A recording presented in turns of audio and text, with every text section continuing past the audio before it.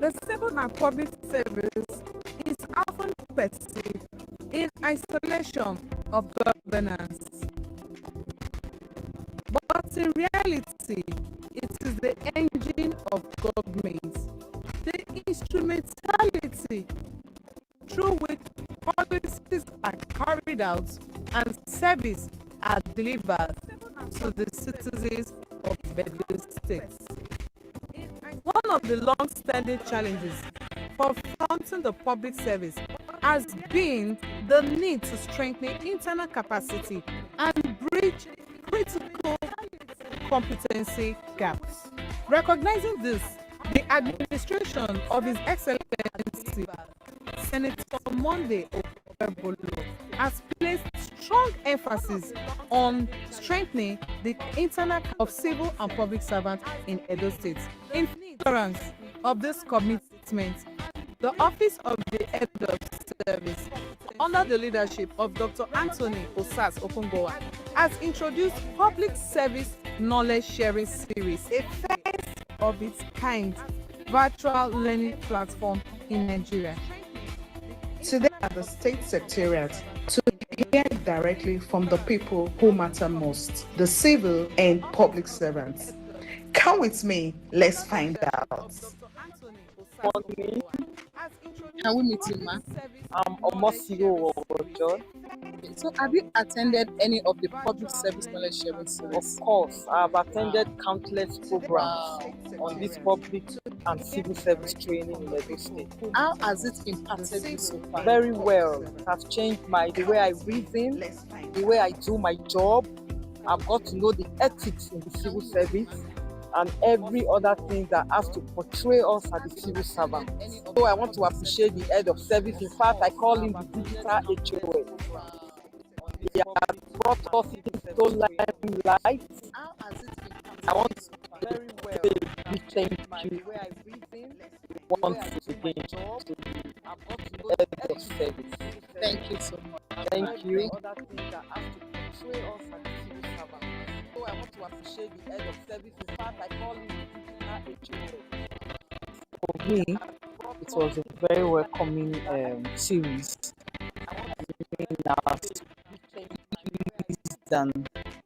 I was reassured because a lot of us expect so much in the public service, and that section helped to shaping the minds of public and civil servants, and also encourage most of us who are becoming innovative and want to create our own positive impact in the system.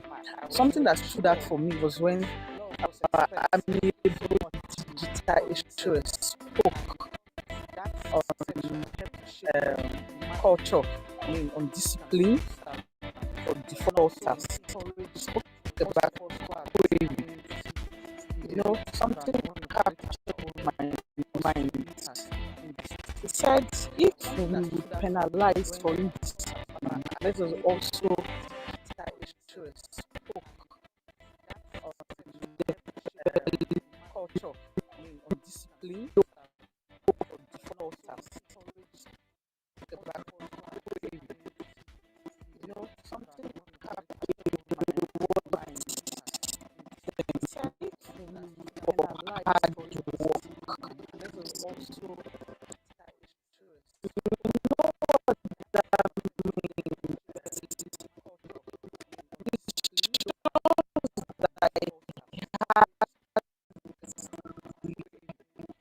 workers in mind, encourages who their best, who are committed to know that they are not overlooked, they are seen, their work is seen. He also stated said that when you are issued a query, it's not a death sentence. For most of us, even for me, one time or the other, when you hear someone is issued a query, you just feel, I'm in a pot of soup, I'm in trouble. But I said no, a query is not that. That's not what it's meant for. You write to reply or respond to the query, say your own side of the story, and that's it. And if you have been diligent or you have not defaulted, putting it in writing helps explain what transpired or what you have been queried for. And also, if you have been working hard, I mean, there are some people who stand out, who are very good in some aspect, their skill, their commitment to early, coming early, being punctual, and all that. Yes. For you to have recognized that those little things should be rewarded, it helps shaping the mind of civil and public servants to know that they have to do more commitment. And for me, it was wow. I was like, yes, that Yes. and public and civil service is actually being reformed and transformed. This is really a fantastic one. I'm so excited. Civil servant in Edo State. His Excellency Senator Monday Okpewolo very much. I say thank you for all your good work in Edo State. And public and civil service is actually being reformed and transformed. This is really a fantastic one. I'm so excited. Civil servant in Edo State. His Excellency Senator Monday Okpewolo very much. I say thank you for all your good work in Edo State. And public and civil service is actually being reformed and transformed. This is really a fantastic one. I'm so excited. Civil servant in Edo State. His Excellency Senator Monday Okpewolo very much. I say thank you for all your good work in Edo State.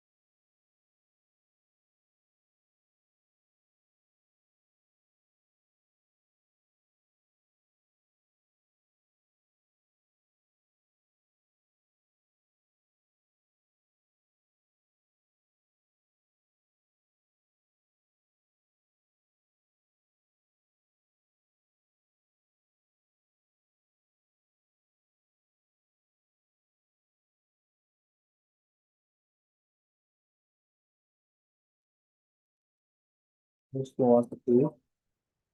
Hello,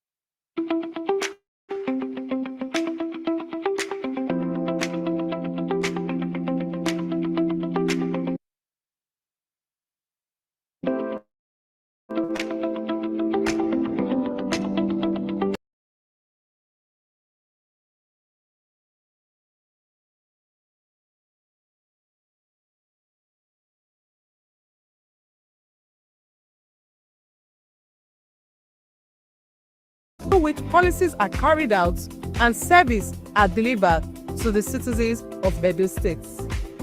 One of the long-standing challenges for fronting the public service has been the need to strengthen internal capacity and bridge critical competency gaps. Recognizing this, the administration of His Excellency Senator Monday Okpebholo has placed strong emphasis on strengthening the internal capacity of civil and public servants in Edo State. In furtherance of this commitment, the Office of the Head of Service, under the leadership of Dr. Anthony Osas Okunbowa, has introduced Public Service Knowledge Sharing Series, a first of its kind virtual learning platform in Nigeria. Today, we are here at the State Secretariat to hear directly from the people who matter most, the civil and public servants. Come with me, let's find out. Morning, Come with you, ma. I'm Omosigo Owojo. Okay, so have you attended any of the public service knowledge sharing series? Of course, I've attended countless programs Wow. on this public and civil service training in Edo State. How has it impacted you so far? Very well. It has changed the way I reason, the way I do my job. I've got to know the ethics in the civil service and every other thing that has to portray us as the civil servants. So I want to appreciate the head of service. In fact, I call him the digital HOS. He has brought us into limelight. I want to say a big thank you once again to the head of service. Thank you so much. Thank ma. you.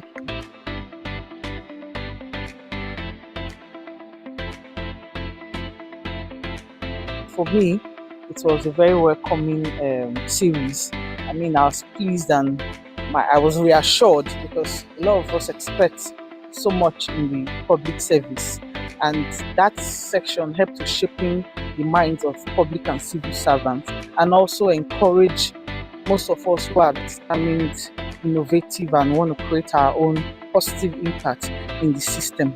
Something that stood out for me was when Amiable Digital HOS spoke on culture, on discipline for defaulters. He spoke about query.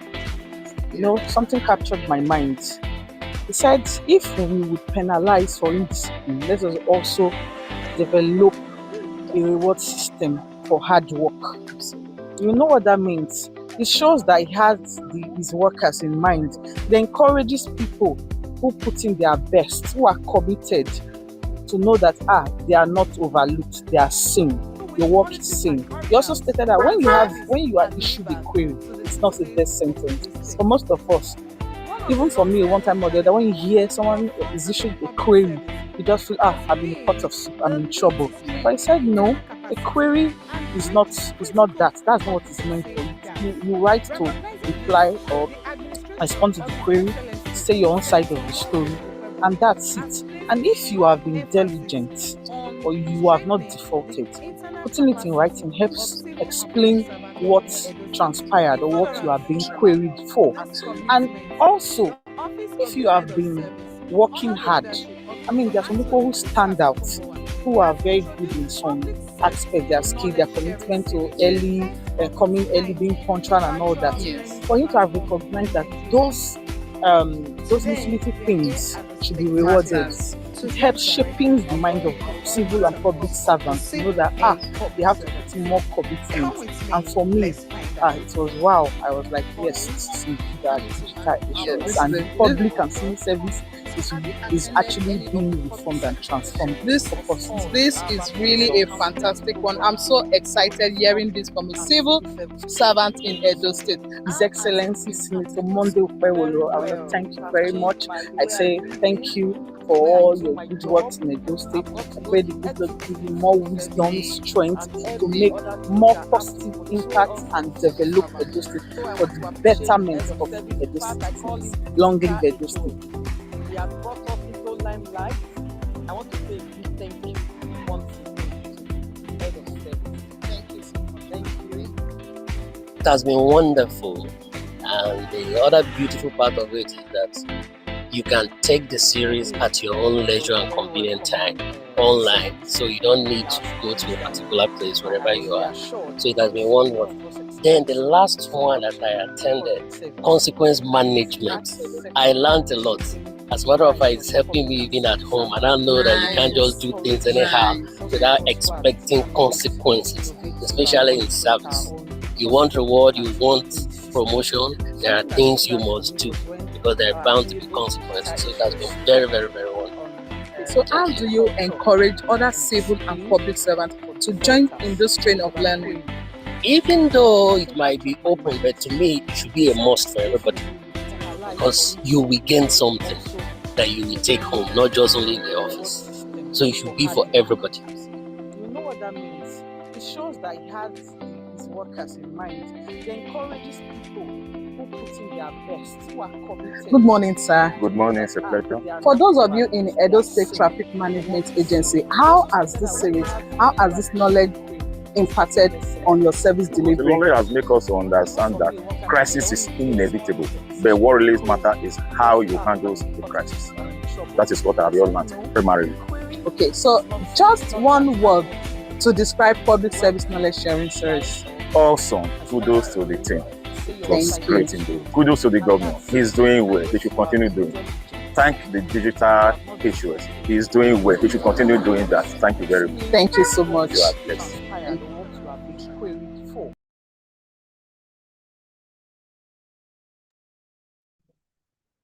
Good morning, distinguished participants. I welcome you to the August edition of the Edo State Public Service Knowledge Sharing Series. Before we start, I would like to apologize to everyone for starting a bit behind schedule today. Bear with us, we shall commence shortly. Thank you.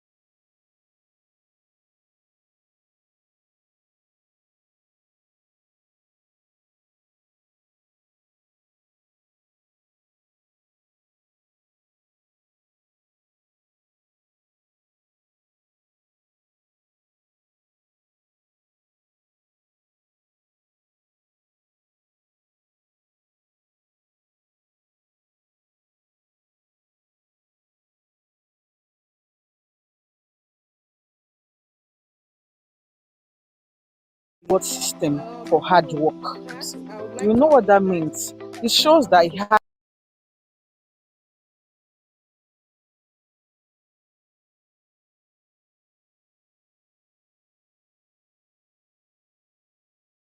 he also stated that when you are issued a query, it's not a death sentence. For most of us, even for me, one time or the other, when you hear someone is issued a query, you just feel, I'm in a pot of soup, I'm in trouble. But I said no, it's not that. That's not what it's meant for. You write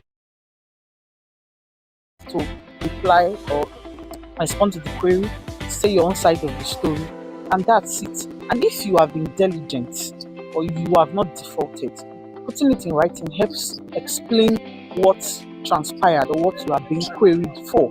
And also, if you have been working hard, stand out, who are very good in some aspect, their skill, their commitment to coming early, being punctual and all that. Yes. For you to have recognized that those little things should be rewarded. Matters. It helps shaping the mind of civil and public servants to know that they have to put in more commitment. And for me, it was wow. I was like, yes, this is indeed our digital issues, and the public and civil service is actually being reformed and transformed. This is really a fantastic one. I'm so excited hearing this from a civil servant in Edo State. His Excellency Senator Monday Okpebholo, I want to thank you very much. I say thank you for all your good works in Edo State. I pray the good Lord give you more wisdom, strength to make more positive impact and develop Edo State for the betterment of Edo citizens. Long live Edo State.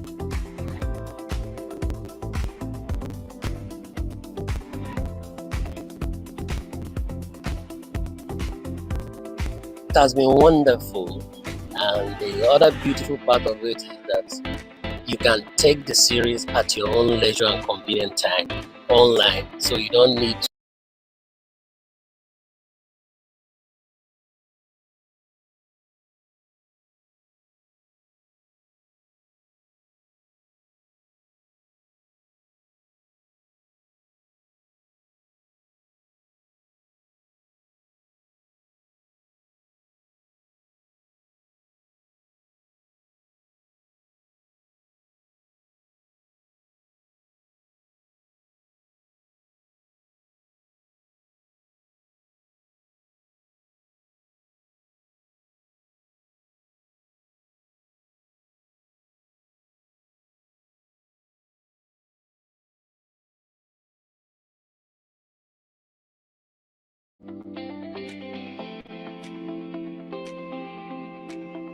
Good morning, sir. Good morning, it's a pleasure. For those of you in Edo State Traffic Management Agency, how has this knowledge impacted on your service The delivery? knowledge has made us to understand that crisis is inevitable, but what really matters is how you handle the crisis. That is what I have learned primarily. Okay, so just one word to describe public service knowledge sharing service. Awesome. Kudos to the team. It was Thank you. great indeed. Kudos to the governor. He's doing well. He should continue doing. Thank the digital issuers. He should continue that. Thank you very much. Thank you so much. You are blessed.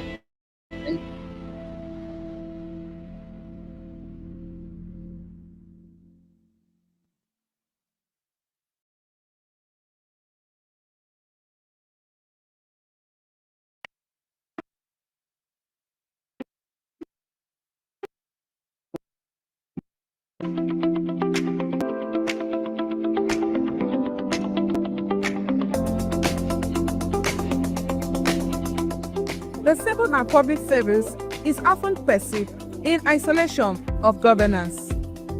But in reality, it is the engine of government, the instrumentality through which policies are carried out and services are delivered to the citizens of Edo State.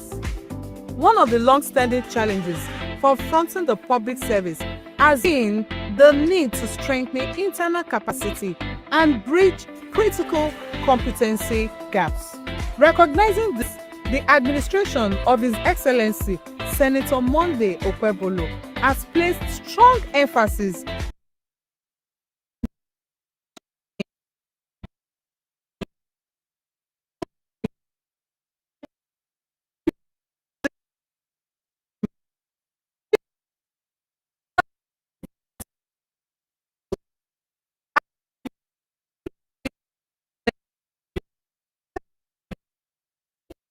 platform in Nigeria. Today, we are here at the State Secretariat to hear directly from the people who matter most, the civil and public servants. Come with me, let's find out. Morning, Can we meet you, ma? I'm Omoso John.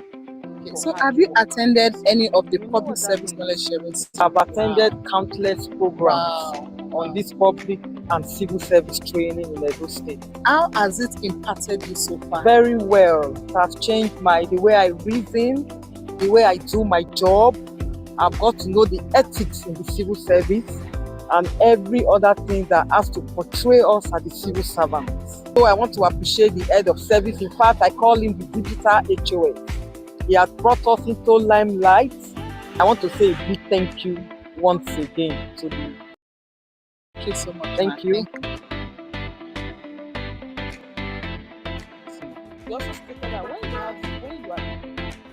For me, it was a very welcoming series. I mean, I was pleased and I was reassured because a lot of us expect so much in the public service, and that section helped to shaping the minds of public and civil servants, and also encourage most of us who are determined, innovative, and want to create our own positive impact in the system. Something that stood out for me was when our amiable digital HOS spoke on culture, on discipline for defaulters. He spoke about query. Something captured my mind.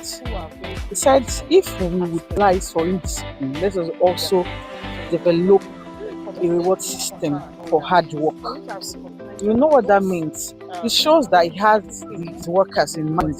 They encourages people who put in their best, who are committed, to know that they are not overlooked, they are seen.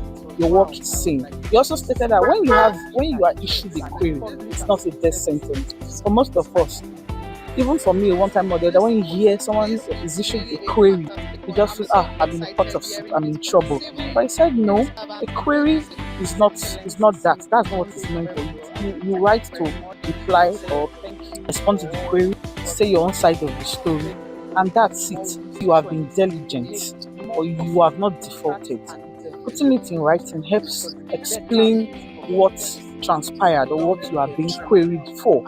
And also, if you are working hard, there are some people who stand out, who are very good in some aspect, their skill, their commitment to early, coming early, being punctual and all that. Yes. For you to have recognized that those little things should be rewarded, it helps shaping the mind of civil and public servants to know that they have to put in more commitment.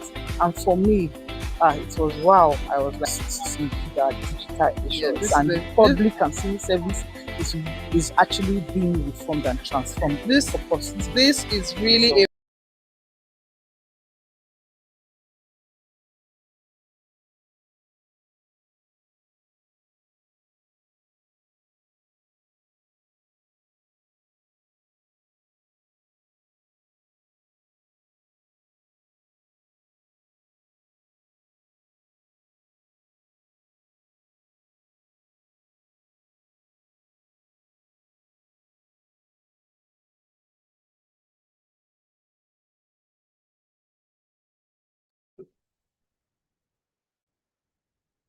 Good morning, everyone. I welcome us once again to the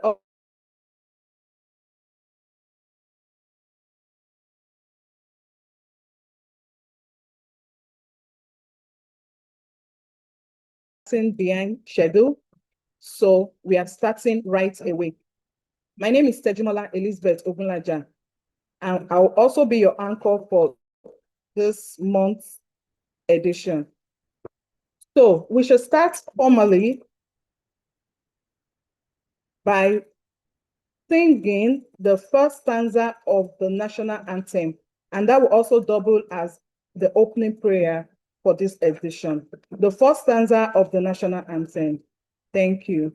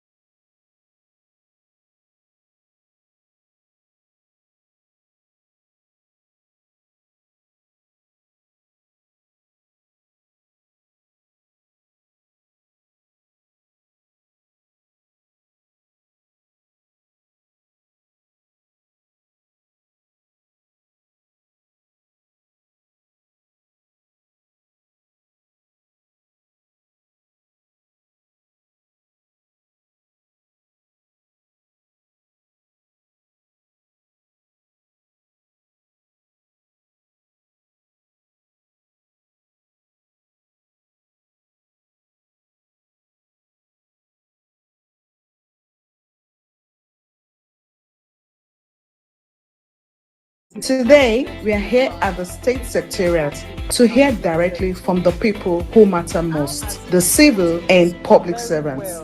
Come with me, let's find out. Bonnie, Can we meet you? Omosiro Ojo. So, have you attended any of the public service knowledge sharing series? Of course, I have attended countless programs on this public and civil service training in Edo State. How has it impacted you so far? Very well. It has changed the way I reason, the way I do my job. Proud to serve a sovereign motherland. Our flag shall be a symbol that truth and justice reign.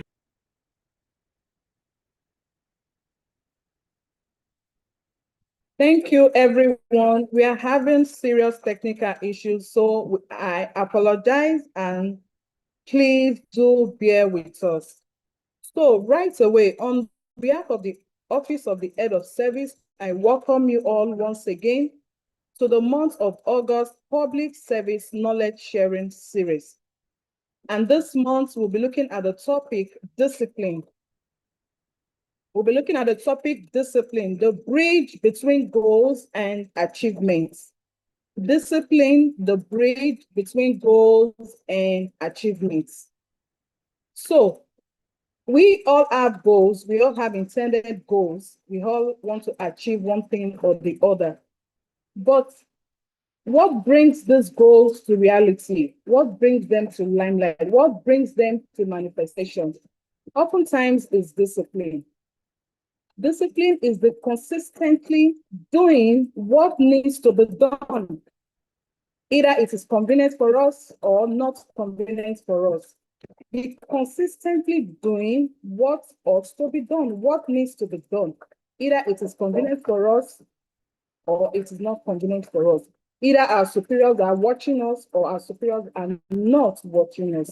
Discipline means the consistent doing what you have to do when no one is watching and when it is not convenient. For those of us in service, as officers in the service, discipline means professionalism, discipline means punctuality, integrity, accountability, and also consistently doing what needs to be done in the workforce. So today, we are bringing in a strategic leader, a strategic teacher, a seasoned administrator who is going to take us through this topic, discipline, the bridge between goals and achievements. So every one of us, let us relax, let us learn, and perhaps at the end of this training, at the end of this session, we would also reflect on how much discipline we've brought to our workplace. Without further ado, I would like to bring on Dr. Anthony Osas Okungbowa. Dr. Anthony Osas Okungbowa is the head of service, Edo State, and is also the author of the book, Rebuilding the Nigerian Civil Service, A Reformer's Perspective. You all agree with me, the head of service is a reformer. The head of service is a true reformer through his vision, commitment, and innovative approach. He continues to champion positive change, strengthen institutions, and inspire a culture of excellence. So on this note, I would like to invite the head of service for the opening remarks. Thank you, sir.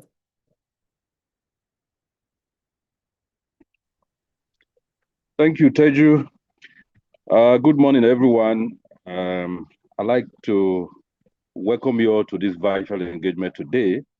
I understand that there are one or two honorable commissioners with us. Can you hear me? Yes, sir.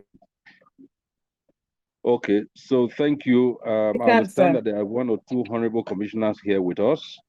I will be glad if admin can identify them, and then in the course of this program, we recognize them and perhaps have them say one or two things to us.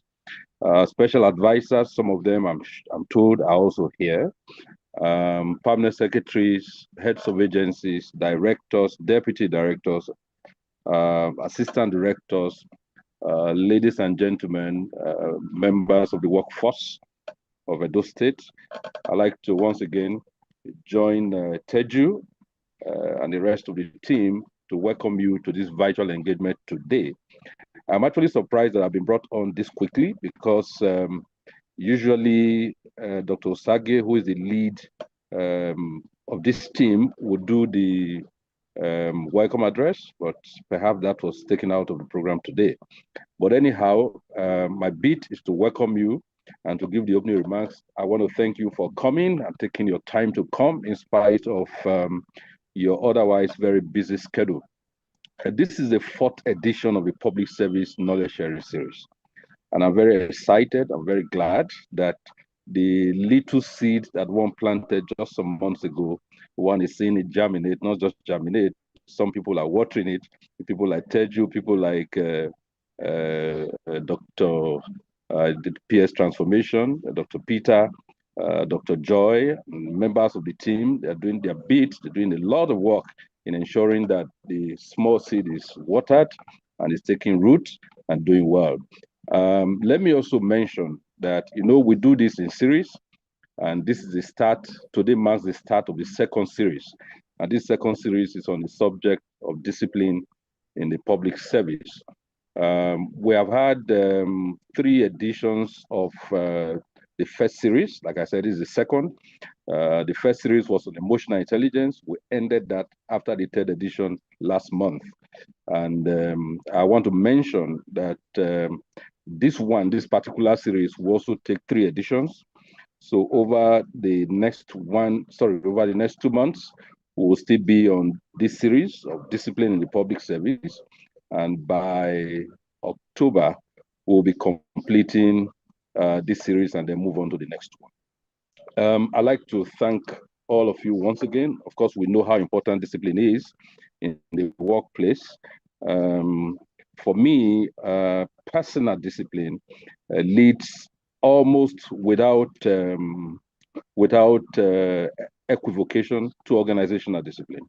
If I'm disciplined personally, if you are disciplined personally, if all of us are able to get ourselves disciplined in our own private ways of life, of course, that will inure to the benefit of an organization and help us achieve our organizational goals.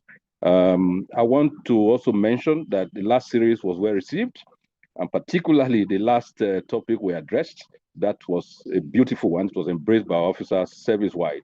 I'm told that not less than 2,000 people participated across all our platforms in the last edition. And then also something significant happened. A lot of our leaders in the service were able to put together their officers, in one single place to watch and then to respond to the issues that were being raised in the last edition. And I'm very, very, very excited about that. You know, one thing that you have, one benefit that you get from corporately dealing with things like this, rather than as I am today in Abuja, listening on my own and, you know, having distractions left, right, and center. When you deal with issues like this corporately, like some of you have done, some of the leaders of the service have done in the last session and the one before the last, the issue of distractions will be minimized.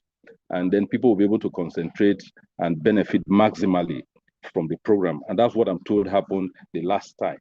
And I want to specifically appreciate some permanent secretaries and heads of agencies that ensured that they not only just passed the message across that their people should join, but they also ensured that they provided, you know, a veritable place of, more attention and less distractions for people to join, for the officers to join.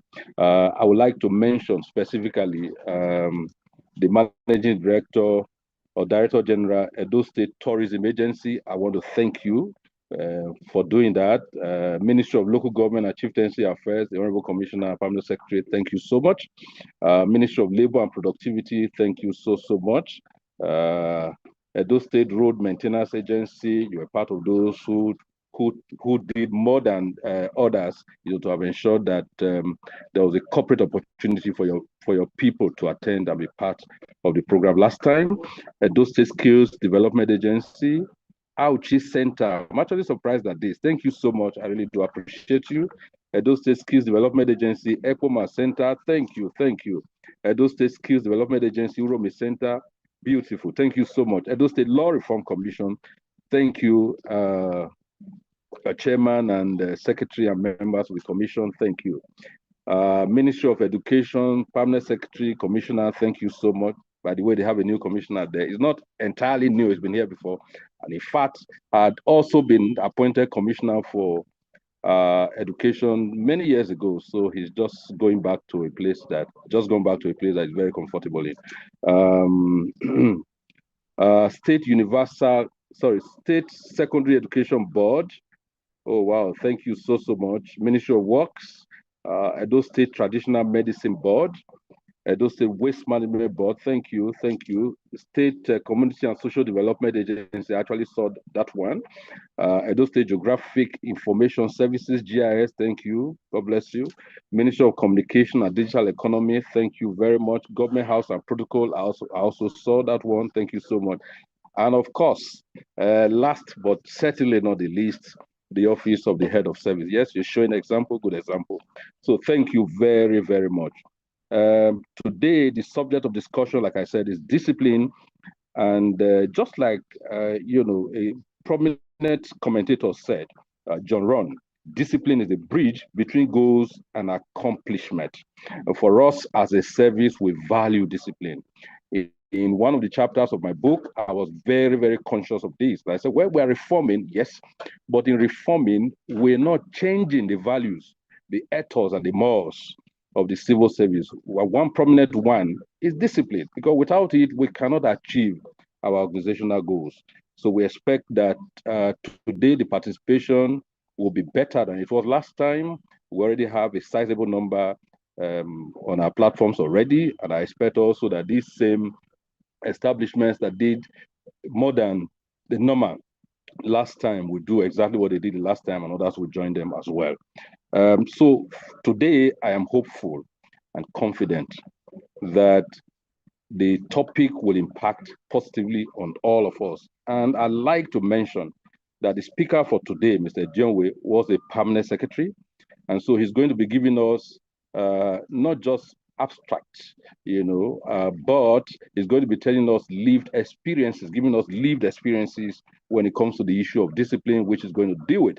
And so I'm expecting something quite bumper, and I expect that all of us will pay rapt attention to his delivery, knowing him and knowing how much he has done for the growth and development of his service, both while he was here and out of this place. I have no doubt in my mind that we're in for a bumper program.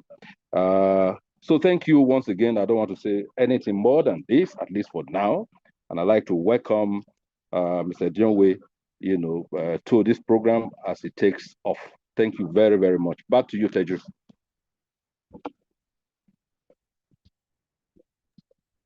Thank you very much, sir. Without much delay, I would like to invite the guest speaker for today.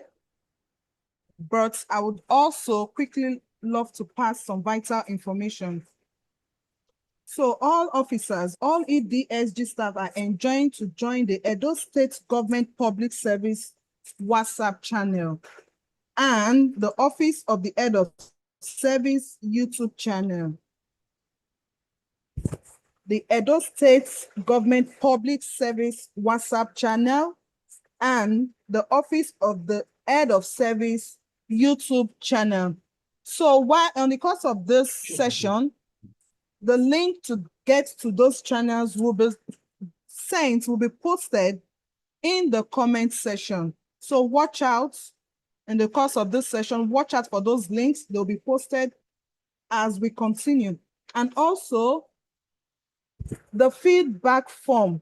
We encourage every one of us to fill the feedback form. This will enable us to serve you better, to get your reviews, your suggestions, and also your opinions concerning this public service knowledge sharing. Very quickly, we shall proceed to the keynote presentation. Of course, the topic is discipline, the bridge between goals and achievements. So, ladies and gentlemen, meet our resource person, Mr. Joel is a distinguished public administrator and policy strategist with over 3 decades of distinguished experience spanning governance, structural policy design, and public service delivery within those states. Having served with distinction as a permanent secretary and as an official advisor on ease of doing business for the Edo State government, Mr. Edeonwe has been at the forefront of driving administrative efficiency, regulatory streamlining, and business-friendly reforms. He holds a Master of Business Administration alongside professional certifications in policy design, strategic management, and project management. As a thought leader aligned with values of continuous institutional learning and public service excellence, he currently consults widely for government agencies and corporate bodies on leadership development and investment growth. Known for his disciplined approach and institutional depth, he remains a vital voice in bridging policy formulation with pragmatic, results-oriented execution. Ladies and gentlemen, meet Mr. Edeonwe Joel. As a thought leader aligned the head of service, honorable commissioners, permanent secretary, very senior functionaries of government, directors. Good morning, everybody. It's my pleasure. I want to sincerely appreciate the head of service for this knowledge approach to service delivery and, of course, governance. For me, it's a pleasure and honor to be part of this process so that we can strengthen our capacity for service delivery and, of course, meet citizen expectation. At the end of the day, the administration of Mr. Governor will take glory because citizens will be very well acquainted with the goings on and the trajectory of development in the state. The topic I have before me is discipline, the bridge between goals and achievement. Of course, I would like to quickly sound here that for civil servant and public administrators, when we talk about discipline, what comes to mind will usually be sanction for misdemeanor. However, we're going to tweak and tilt towards looking at the broader use of the word discipline, and so that we can all draw maximum benefit from this topic. Of course, there is a quote here, and the quote is to enable us to reflect, and at the end we will draw lessons. It is taken from the Holy Read in Luke chapter 16, verse 10. It says, faithfulness in little things. Faithfulness in little things. The full quote will be, those who are faithful in little things will be faithful in bigger things. And so it is on this note I want us to look at policy formulation, goal setting, and then, of course, achievements. But let's look at execution gap. There are key assumptions that we want to look at. First one is behavior. And it is assumed and that people do what is measured, what can be modeled, and what is usually rewarded. And it has to do with a behavioral assumption. Then we also have a leadership assumption, and that culture change starts at the top. If we must change any culture, whether it is work culture, performance culture, whatever it is, the assumption is that it starts at the top. And then, of course, for citizens, there is an assumption that they judge government by their service, by the service experience, and not necessarily the policy, direction, or document of government. So citizens out there, they are not concerned about what policy we have, how they've been crafted. What they want to see is the lived experience of delivery so that they can relate with government policy in terms of service delivery and the value it brings to them. Of course, we're looking at where plans meet reality.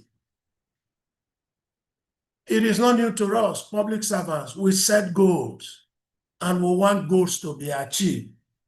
The fundamental problem is government is good at setting goals and making plans, but there is a gap usually between policy and what citizens experience. And so this execution gap, not necessarily that we don't have strategic intent, but the issue is actual results usually do not match expectation. And then, of course, a principle that we will relate with from time to time. The principle is strategy is 10%. Execution is 9%.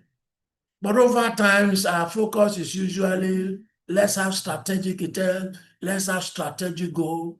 Midway, delivery, execution, and achievement are usually 40. And so there should be this divide. Execution and achievement should be 90%, while efforts and all we do about setting goals should be 10%. What is the truth? Goals alone do not produce results. Of course, we talk about SMART goals. We know what they are. They are specific, achievable, measurable, and they are time-bound. We know those things. But they do not necessarily affect our results. It is behavior that brings result, and behavior in terms of what we are committed to. And then, of course, we want to quickly remark that discipline is the behavioral engine that converts strategy. What does that mean? If our behavior is not actually tailored towards meeting the expectation of citizens, and then, of course, we are not getting the results that will resonate with the public. The greatest gap in the world that has been experienced is that the gap between knowledge and doing has been the greatest gap the world has ever experienced. We tend to say this is what we want to do, but what we actually do is a big difference. Public service leaders in Edo State are not short of ambitions or policy framework. The defining challenge is consistent discipline execution at every level of service chain. And so it goes from the bottom to the top. All of us must be committed to our various small bits, of different units. If we do our part, if we are dedicated to a simple task, if we are consistent in delivery and performance, overall it will affect the entire chain, and we can gauge citizen expectation. When citizens feel satisfied with what government is doing, citizens are pleased with service delivery. Of course, they will praise the government, they will appreciate what government is doing. And that's why we want to insist that discipline is core and fundamental if we must have good and realizable achievements. What is discipline in public service? Of course, the Oxford Dictionary of Public Administration 2024 defined discipline as training to act in accordance with rules, self-control that enable consistent performance of duties.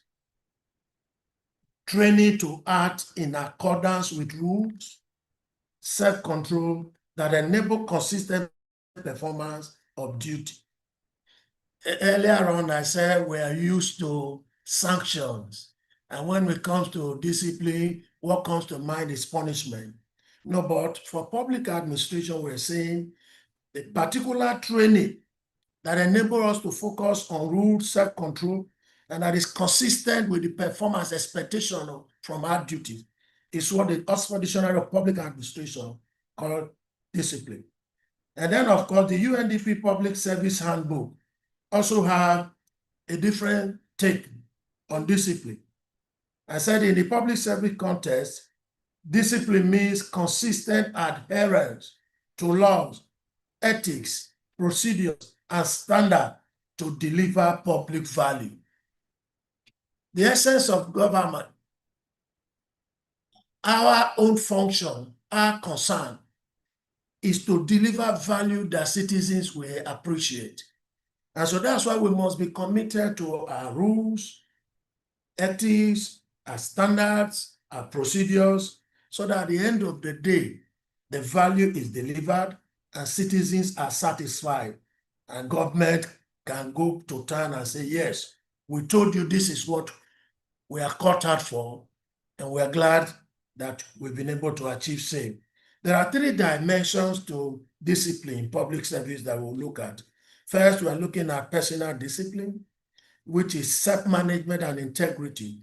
Of course, it's also involved compliance readiness. And that's where every one of us that we are affected.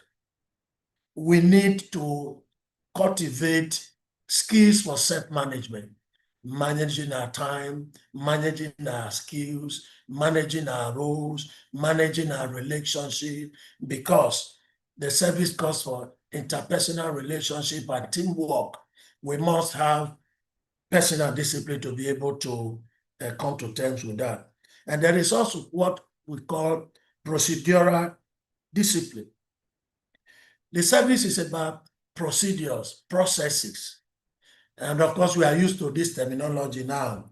SOP, standard operating procedure or practices, and then we have due process. And so when we're doing anything, the service is in line with acceptable process or the due process. And then we have ethical discipline, which has to do with transparency and anti-corruption. Of course, over time, this has been the norm, and the civil service will emphasize this, and that all our actions within and outside the service, as it has to do with the discharge of our duties and responsibility, must be transparent and be free from corruption. And that's why in our rules, we deal with misconduct, and when it is excessive, we say we have gross misconduct. So those dealings are on ethical basis. And then I look at why goals fail without discipline. We set goals, and oftentimes we don't realize 50% of the goals. Our achievement is usually not commensurate with the target we set at the beginning. Every year, it is not new to those of us in service. After the budget, we're expected to break down the budget into work plan, into deliverables, and with all the time that are attached. And so this target, what is expected at the end of the day, targets are met. Periodically, we begin to evaluate where we are so that at the end of the either term or year, we are talking about our scorecards. And so discipline and goals are related, but most times goals fail because we don't follow through. We don't follow through with our plans. We don't follow through with our strategic intent. We don't follow through with target that we have set at the beginning. And then, of course, there is the framework for accountability over time is weak. It gives room for excuses. And we cannot hide behind one excuse or the other. Yes, it's obvious in any human system, you're going to have some defect. Either it is technology, either it is resource mobilization and availability, or whatever it is. But if our goals must be achieved, we need to follow through and strengthen our accountability framework. And that's why McKinsey says in the science of organizational turnaround that without discipline, even well-designed system collapse, weak accountability is a primary driver of execution failure in organizational turnaround. And the second reason why goals fail is poor time management and delays. Yes, for example, we have various times that were set.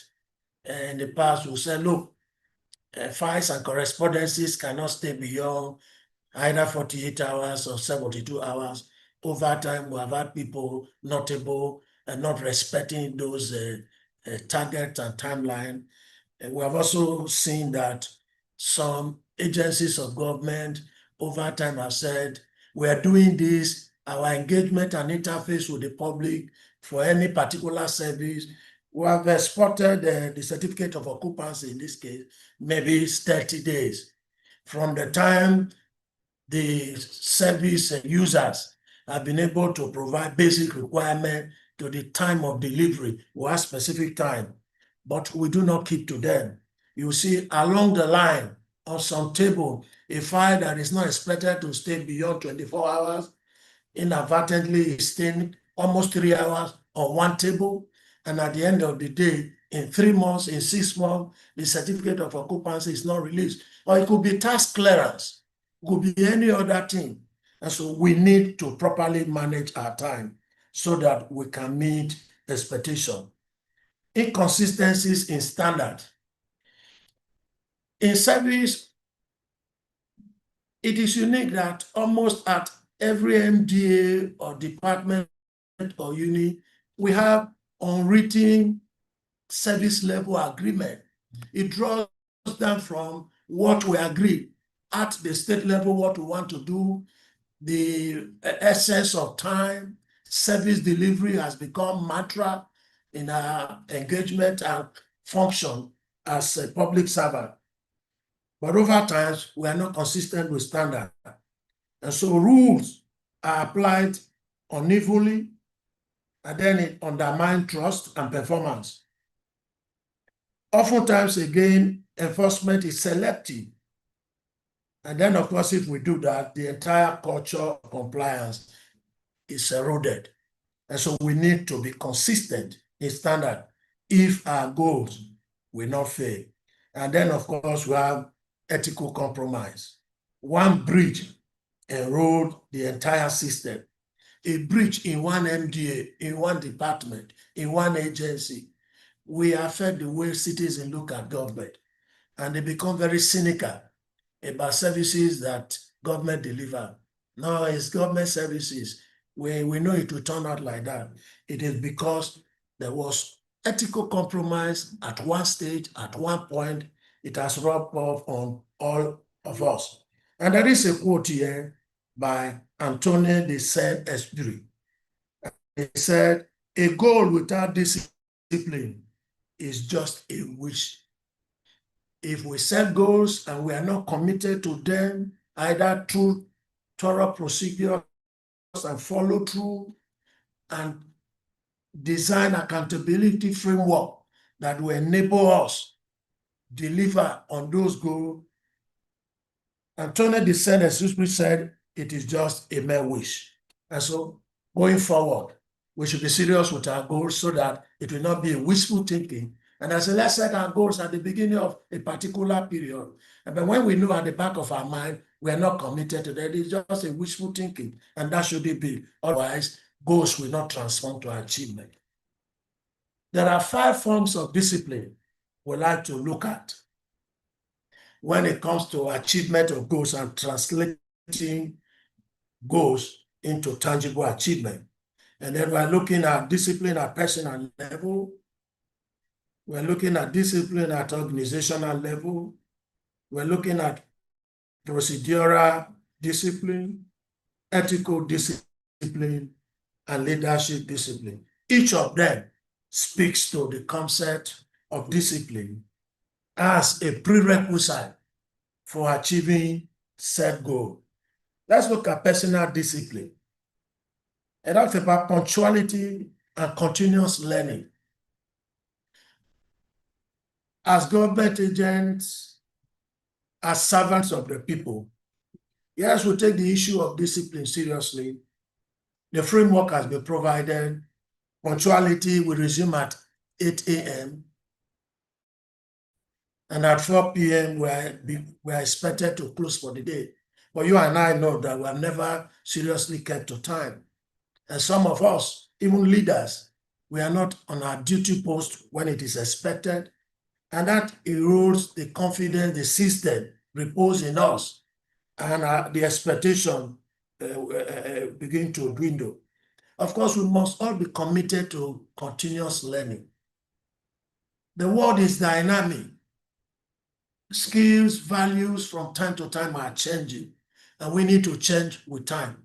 Particularly this era of technology, artificial intelligence, and time is of the essence. We need to cope with time, and we need to give service to our people, and the people are no longer patient.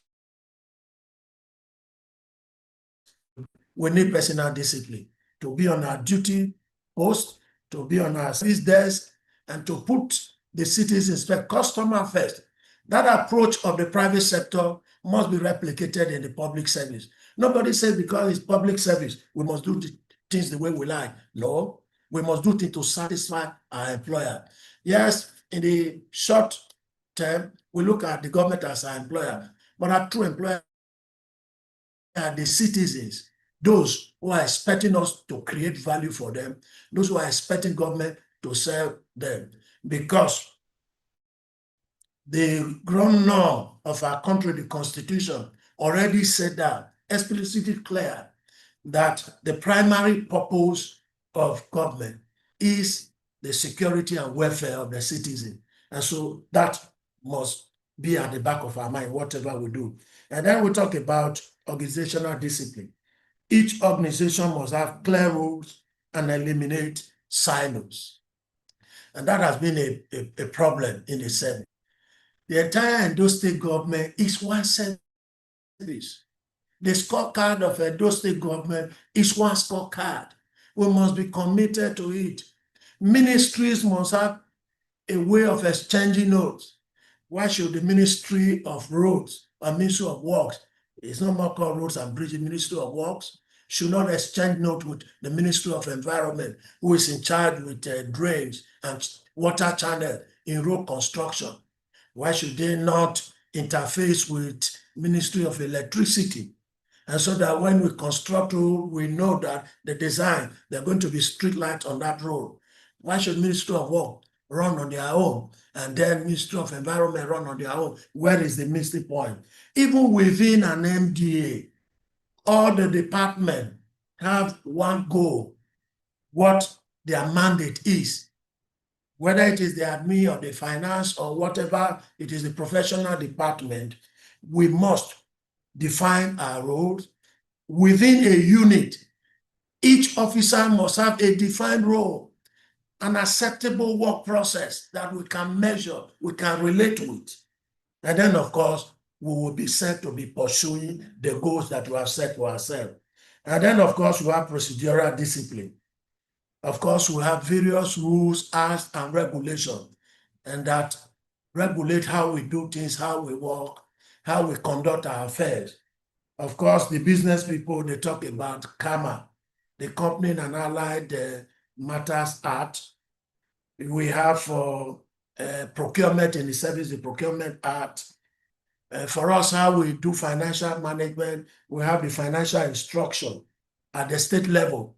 At the federal level, it is financial regulation. But for us in the state, it's financial instruction. And then, of course, on ethical basis, what we do, what our principle we expect, the limit of our rules and all. The civil service rule also regulate that. We must cultivate procedural discipline, know where our power stop, where the other person's power begin, and begin to respect one another, either because of who the person is, but specifically because of the function we are meant to carry out for the overall interest of the government of the state. Ethical discipline, we are expected to be of good conduct and reflect same in our interest management. We are not supposed to allow conflict of interest in the way we conduct government affairs as civil and public servants. Conflict of interest is a major concern. But if we know where we draw the line, and when it comes to where conflict of interest will be compromised, we identify it and step aside. And so our conduct must be in tandem with this expectation. Otherwise, we are not set to deliver on our goals. And then, of course, leadership discipline. Setting and enforcing standard fairly across all levels. That's the duty of the leader. We set standard. Gone are the days we just sit down on our own and set standard, but now we co-create standards.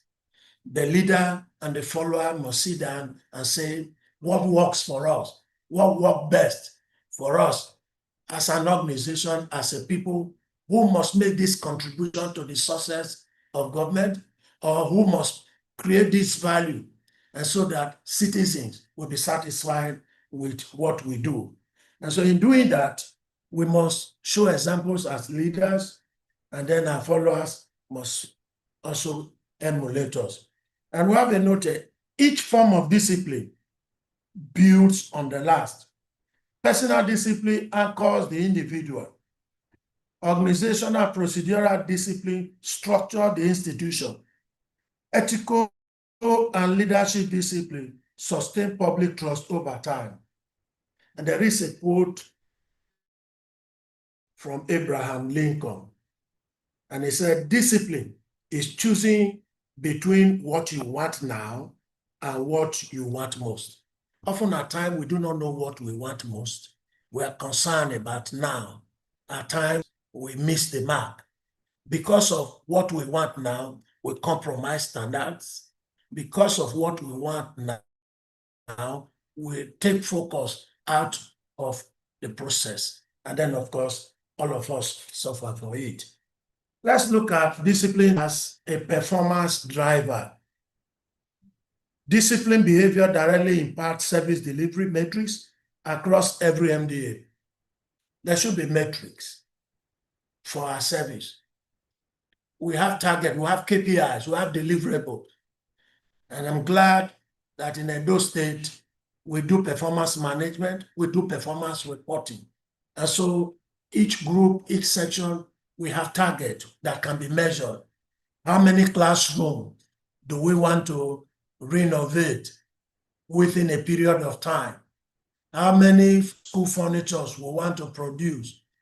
How many kilometers of roads we want to construct within this appropriation year, and so on and so forth. So when we begin to have those targets and goals set, we must be able to be committed to deliver on the measurable outcome. And that's what the metrics represented. Of course, I mentioned earlier that the key driver, one of them is punctuality, and the leaders must be at the head of this. If you are a director and your staff know that you resume every day at 11 a.m., don't expect them to come earlier than 10:45 or 10:55. Just 5 minutes or 10 minutes to beat your own time. But if we know that the head or the boss is always on his work table at 8 a.m., every one of us will want to be there before 8 a.m. And so it is the duty of the leader to do that. And of course, we must also be committed to productive work hours. Of course, it is a common thing now that you go around and those who should be having one duty or the other to perform are on their smartphones for hours. And then if you put together the value they created for that day, hardly before you can find a reasonable number, putting up to 4 hours a day of productive hours. And so we need to deal with those issues, and so that we can be targeting the achievement that we so desire. Responsiveness. I talked about service level agreement. Every unit, every department, every MDA must have, whether it is written or not, a form of service level agreement. This is what we will do.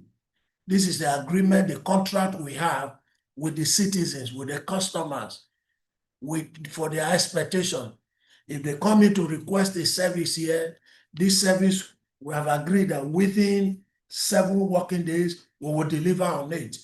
Whether it is written, whether we sign performance conduct or not, we need to have service level agreement.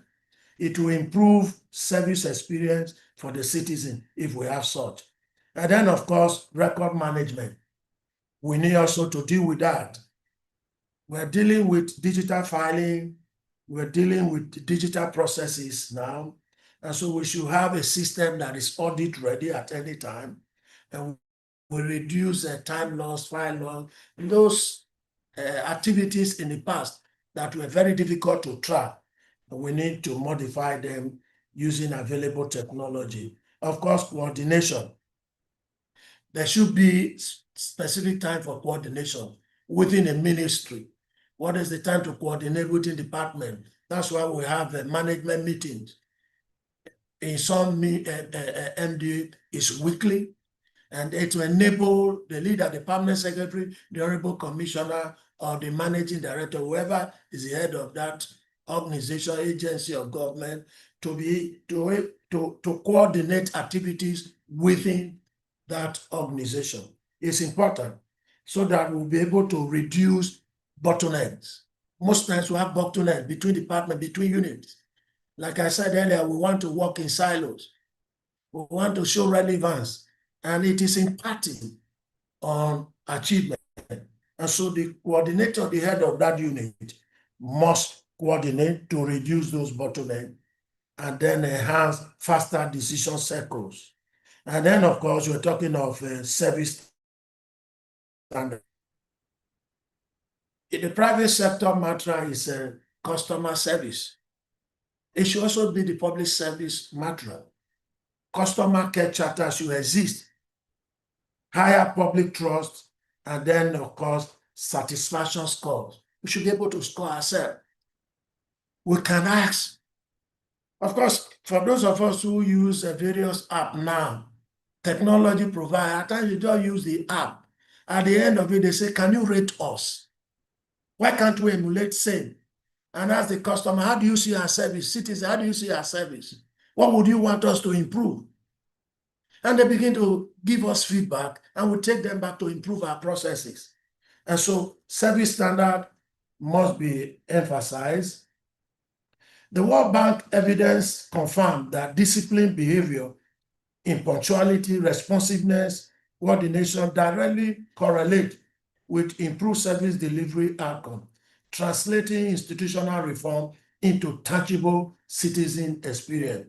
And that was Bureaucracy and Service Delivery 2018. and 23. It's a World Bank report. Let's look at leadership as a culture multiplier. Of course, we are talking about discipline of process, ethical discipline, and all. And leadership has a great role to play here.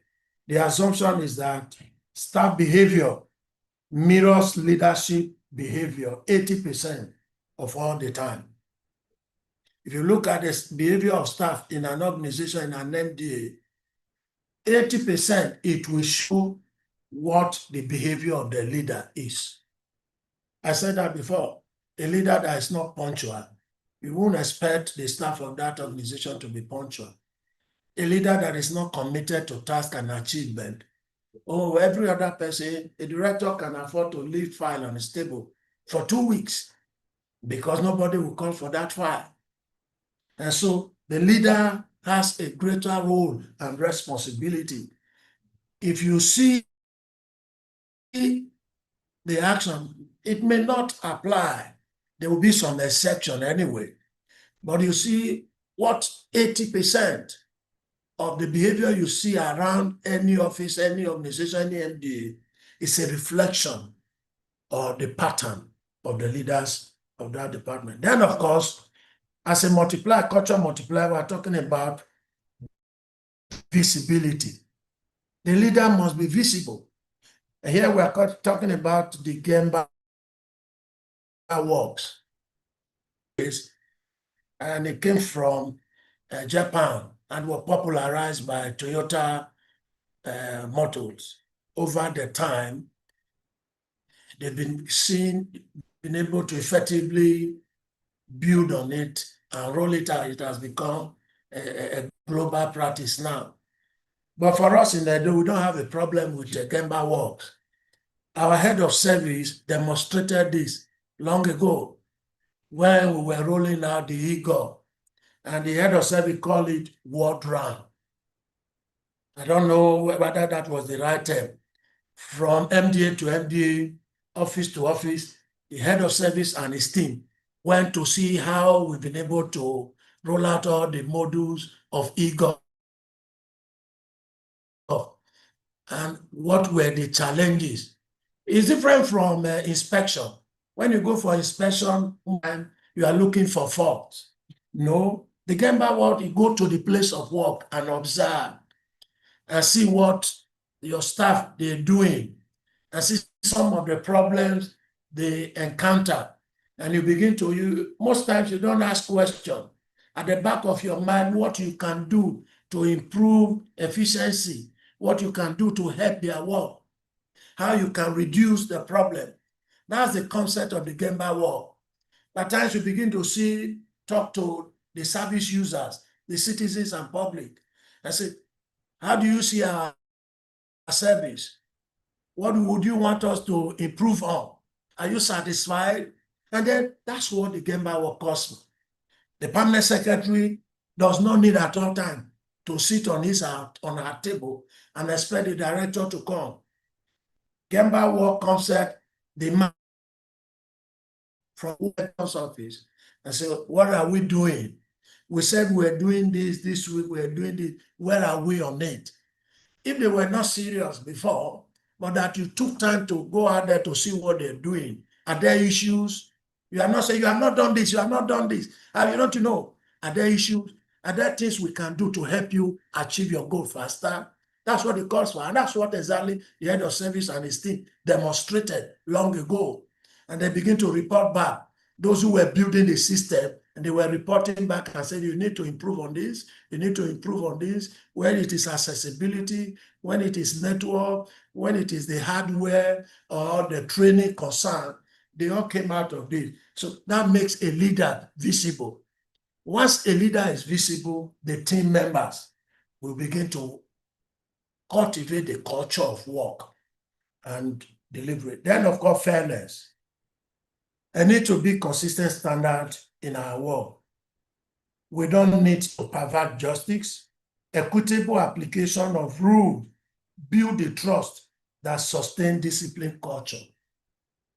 There's no favoritism. Where we need to be lenient, we need to be lenient with all. where we need to stand on the rule, it should not have faces. Of course, they said justice is blind, and that's what it calls for. We must be fair. Over time, we have also advised that even our rules, when it comes to discipline, it should be co-created. Both the employees and management should sit down and identify what work best for us.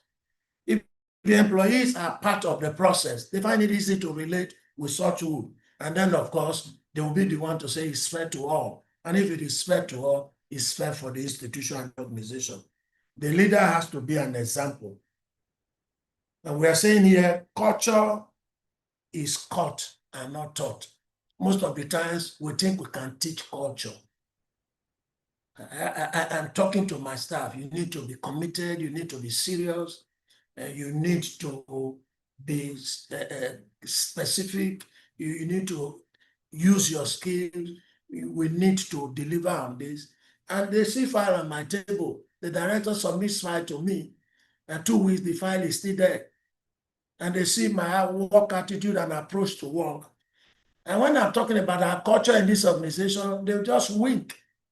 But if they know that I'm serious about what I say and what I do, they just fall in line. I don't need to emphasize the culture of that office, the culture of that organization, that once we come in, our focus is work. When we want to go on break, nobody's an island. When we need to be off duty, there are processes and procedure. Most times, you not find a particular staff. Oh, you wanted that staff to do a particular function or exercise, and you send for that staff. And before you know, the staff is not there. Where is that staff? Before the staff, oh, sorry, sir, I didn't tell you. On my way, I stopped over at the clinic. I needed to do checkup. That's not the way it works. The day you go for checkup, a day before that, you have informed your supervisor. And then, of course, if it is thing you can do, that first hour of the day, he or she already has the message, and that I'll be late for work for obvious reason. And where they need to find an alternative is you. Not where you are required to do a particular service now. You are not saying, oh, sorry, I forgot. I didn't tell you. It shouldn't work like that. That's not a good example.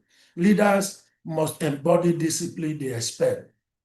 There is a quote from the popular writer and professional here, friend, Peter Drucker. He said, what gets measured and rewarded gets repeated.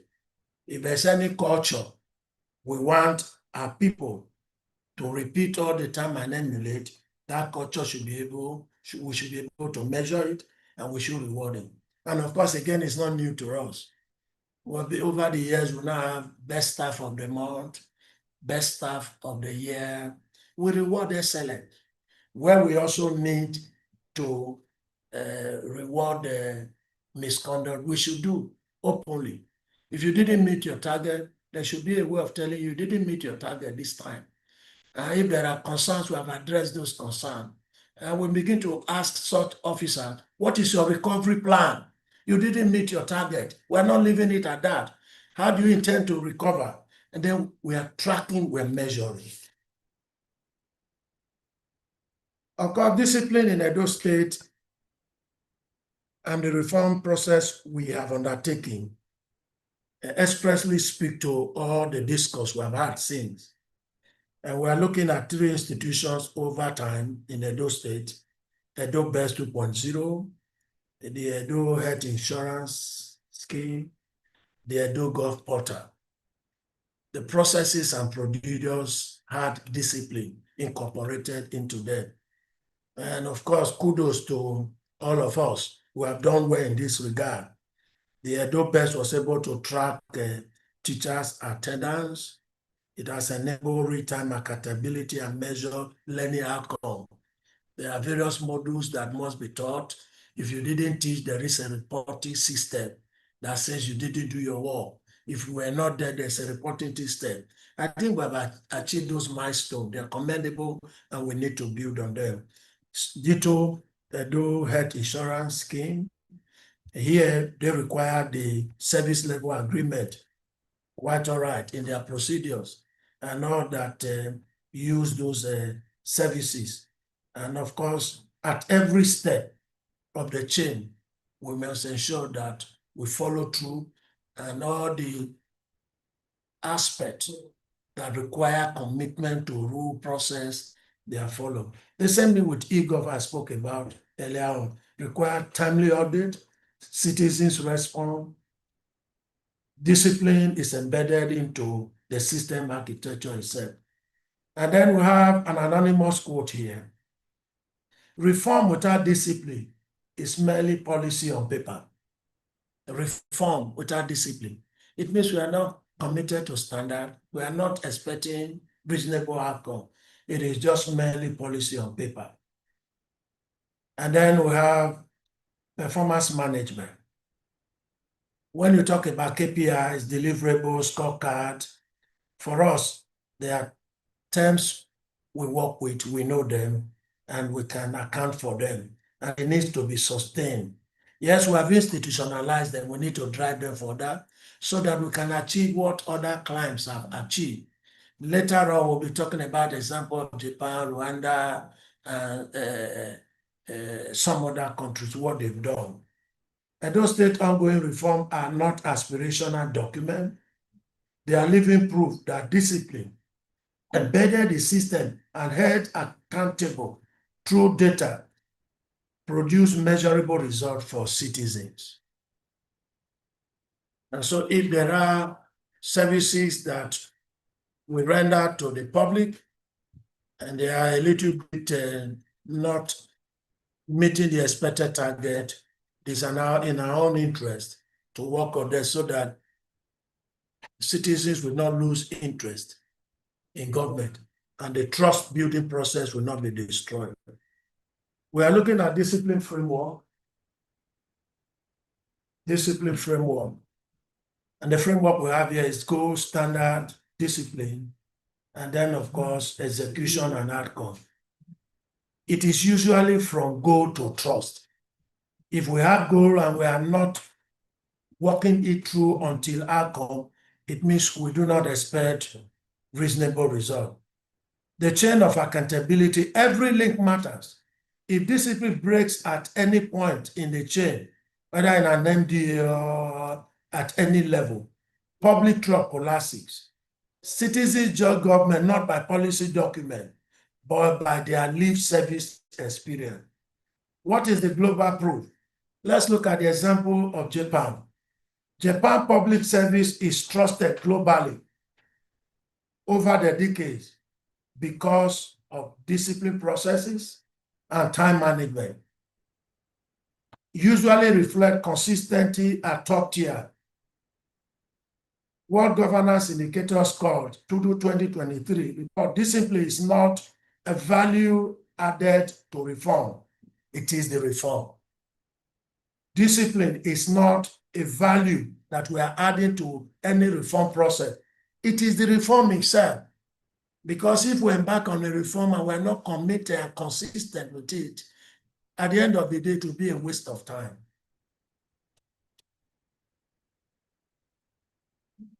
We want to take a look at the science behind discipline's power. What is the science behind discipline power? There are 5 established frameworks for public service administration and behavioral science explaining why discipline is indispensable in governance and performance. And there are 5 theories that explain discipline power. The first theory here is new public management theory. It focuses on efficiency, key performance indicator, measurable result. Discipline operationalizes new public management by ensuring that performance targets are not just aspirations, but behaviorally informed. This is what WHO 1991 said. Secondly, we have the public value theory. a public value theory. And he said, government purpose is to create value citizens actually care about. Government purpose is to create value that citizens actually care about. Discipline ensures that every process, interaction, and decision contribute meaningfully to that value. More 2013. And we're saying that citizen satisfaction is the only barometer by which we can gauge government performance. That's an anonymous quote. The only barometer by which we can gauge government performance is citizen satisfaction. If they're not satisfied, we can do all the strategic thinking, planning, and all, and begin to reel out those numbers and document and policy. To the citizens, we're just making noise. But if they can relate with their satisfaction, and they say the government is doing well, or we can get to our place of work on time, we can get to our business places, or we have electricity to do our work. The public transportation system is delivering value to us. The school is working. We are having capacity development. Health institutions are delivering services to us, and they will attest to it. And that's what the public value theory says. And then, of course, we have the institutional theory. It says success comes from institutionalized rules and norms that persist beyond individuals. It doesn't matter who initiated the reform. It's not about who initiates it. But is the reform entrenched? Is it institutionalized?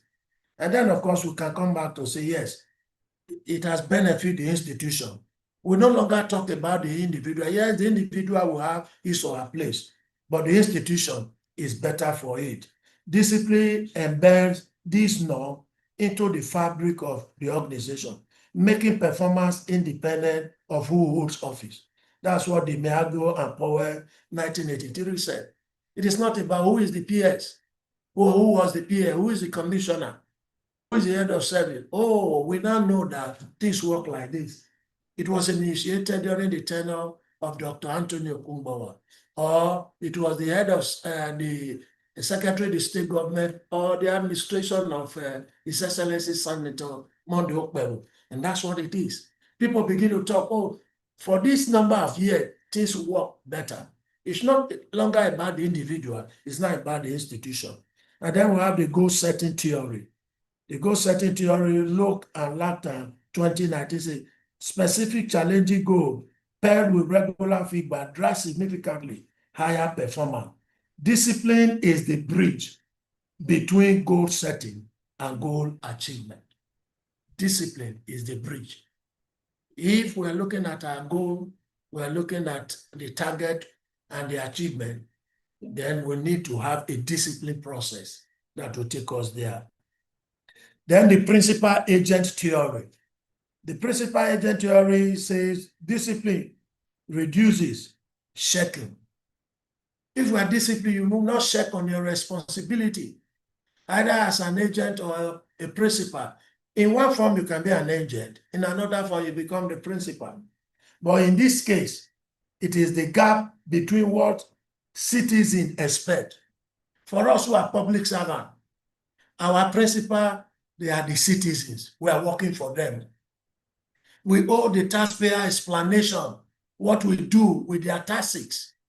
It's not about going out to collect tax from them and all. And they begin to ask, why must we pay tax? What is government doing for us? But if we meet their expectation, and then of course, they respect government functionary, they support government program and policy. But if we are not disciplined, we are going to shirk in our responsibility. And of course, what public servants who are the agents deliver, accountability structure closes this gap systematically. We must have accountability framework in all our processes and procedures. If one person is not doing well, he must be able to account for his or her action. We will not take blame.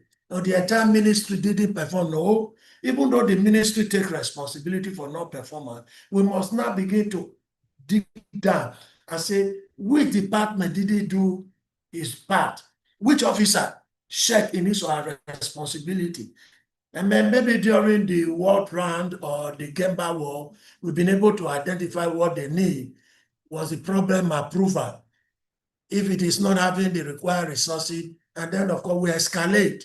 We escalate through the office of the Accountant General Commissioner for Finance and to His Excellency. We have set target of this. At the end of the quarter, we are doing performance reporting, but resources are not matching the work and the target we have set ourselves. When we escalate, we will not be victim at the end of the day. So let's begin to work on service level agreement. Even unit and department should have service level agreement, unit level agreement, what we subscribe to, how we have agreed, what we want to do. And all of us, if we see who is not doing it, we'll begin to serve as correction to one another. And then, of course, as a team, it will not be new to us that we are delivering on expectation. There are global practices we need to reference. For example, the Singapore Civil Service, model discipline, and whole of government approach. This is not working in silo. Government is a whole. If the citizens are not getting potable water, it concerns all of us. If the roads are not motorable, it's our problem. If our educational institutions are not working optimally, the health institution, it is not just the problem of the Ministry of Health and the doctors and all the health workers. It's our problem. Government is a whole.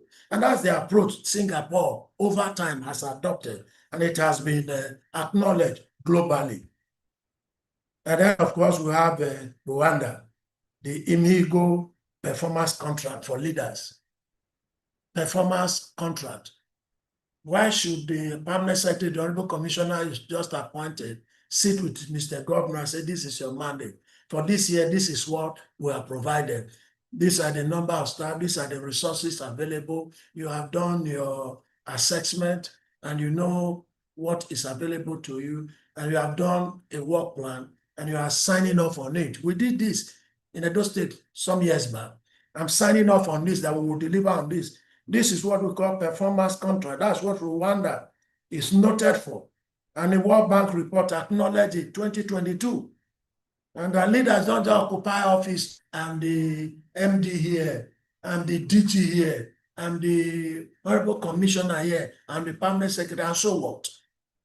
At the end of the day, what value have we all delivered?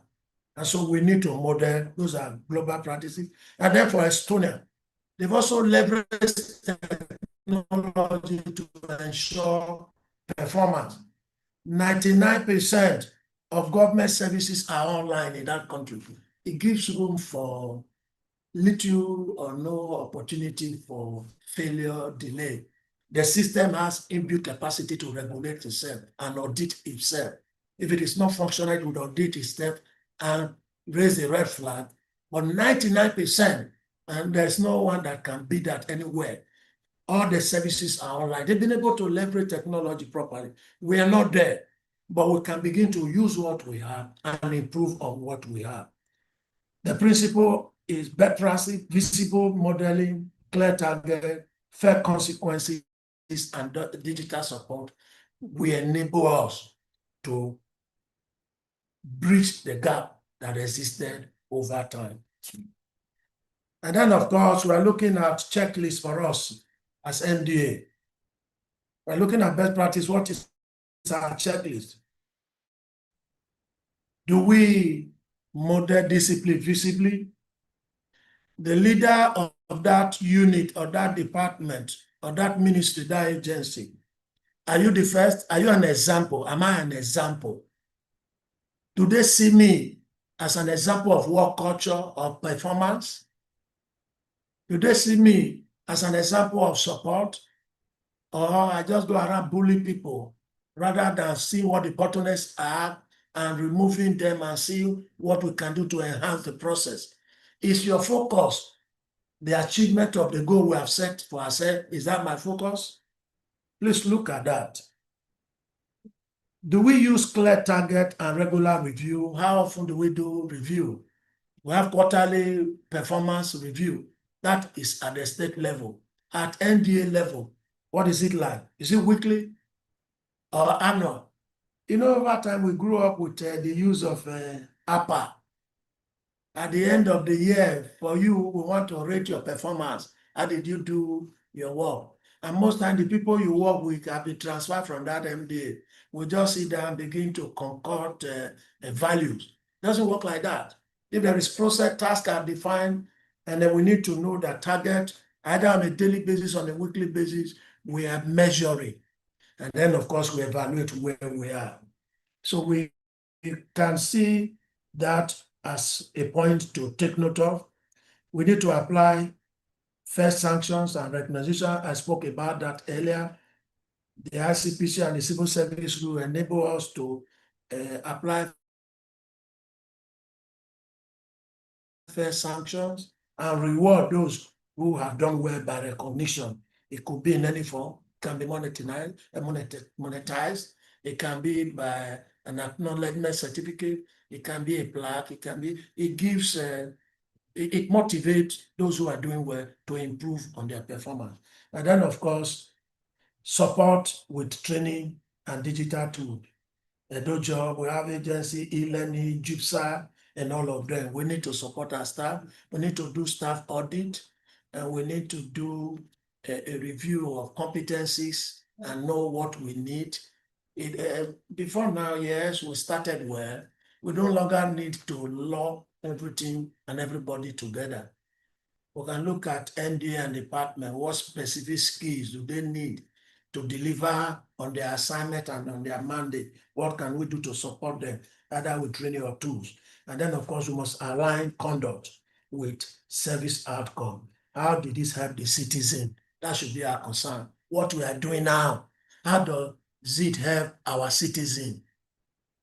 What will they say about us and government? That should be our watchword, not what I want to do. And you just go to your office a whole day, a whole week, you can't point to any achievement.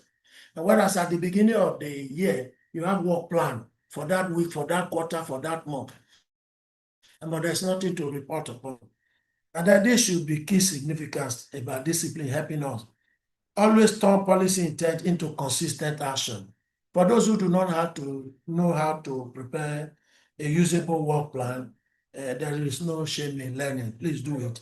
We must turn policy intent into consistent action, strengthen accountability, responsiveness, and reliability. Whatever it takes, we must do it to reduce delay, error, and rebuild public confidence. If we don't do that, citizens are going to be cynical. And when there's no trust, the whole system collapses. Then we must move discipline from punishment to performance enablement. No, we should not look at a sanction. Look at what we can do to make people responsible and alive to their duty. If we do that, we will be working. The head of service earlier on quoted John Robb, who said, discipline is the bridge between goals and achievement. Daily habits that turn plans into achievement should be a moral anchor for us. And that's why at the beginning, we said, if you are faithful in that little task, in that little office, maybe by the time we'll make you the chief executive, you will do well. But if you are the type that never deliver on any target, you'll be hiding under people. Yes, after a period, everybody's moved from one position to the other. Some of us, either by default, we have found ourselves. But if at the beginning we do not have the capacity to be faithful in little things, and when a greater responsibility is given to us, it is obvious that we will fail. And that is what we shouldn't allow. For us who are professionals, for us who are technical, who are civil servants, we must also let the political class see that they can repose confidence in us. And when they come, they need to learn from us, learn our ways, work with us, and see us as a team so that we will achieve the aim and purpose of government. The call to action is that, well, identify many areas. Is this your personal life? Is it the organization you work in? Is it your institution? Where is there a lack or a slack, look for what is not working well and be ready to fix it. Take a challenge to fix it. Is it punctuality? Is it fire turnaround? Is it citizens' response? Whatever it is, identify what is not working for you, what is not making you contribute effectively to the process, measure it, work on it, improve it, and then get feedback if it has changed and it's working well. Thank you so very much for having me.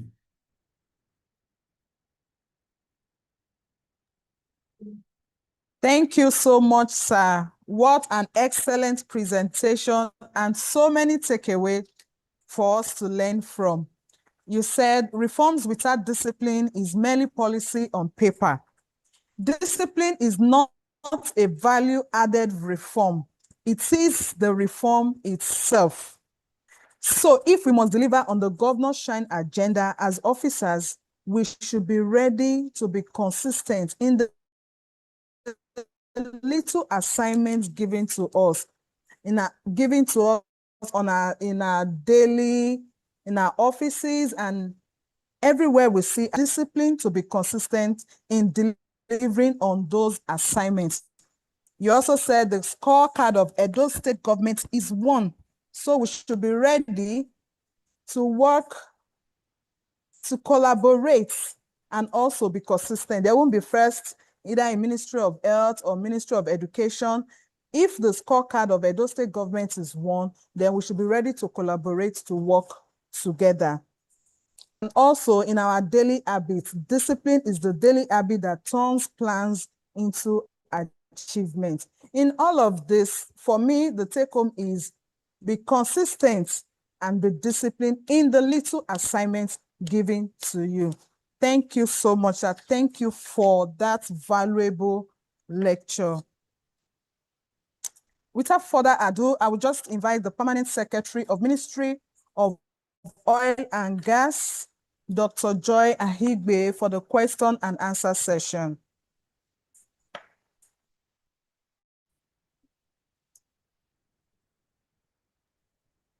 Okay, thank you very much, Teju. Yeah, okay. The head of HOS, sir. Thank you. Permanent secretaries who are on this call. I would also like to recognize if we have the presence of honorable commissioners and special advisors, other top government functionaries in this call. I want to say a big thank you to the speaker, retired PS Ejonwe, who has taken us through this robust lecture on discipline, the bridge between goals and achievement. Indeed, it's been a bridge that we are trying to cover, looking at gaps between knowledge and doings. And at the end of the day, there is a driver, which is consistency in executing discipline. I would like to take a few questions, sir, that we already have. I would also like to encourage everyone to share your questions. You can share them through your various platforms. You can chat to send your questions. So thank you for the lecture once more. Please go ahead. Thank you for having me. Yes, thank you. I'd like to find out, how do leaders achieve monitoring of productive hours for staff?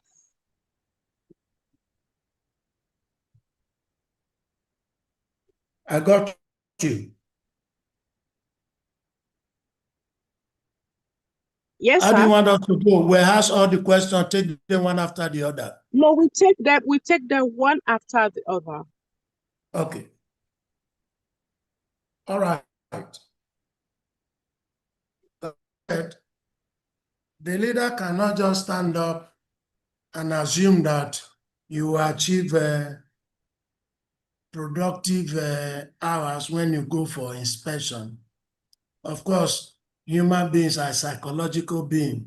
If you are the type that they know you come for inspection and they know when you come, we pretend to be busy when you are coming.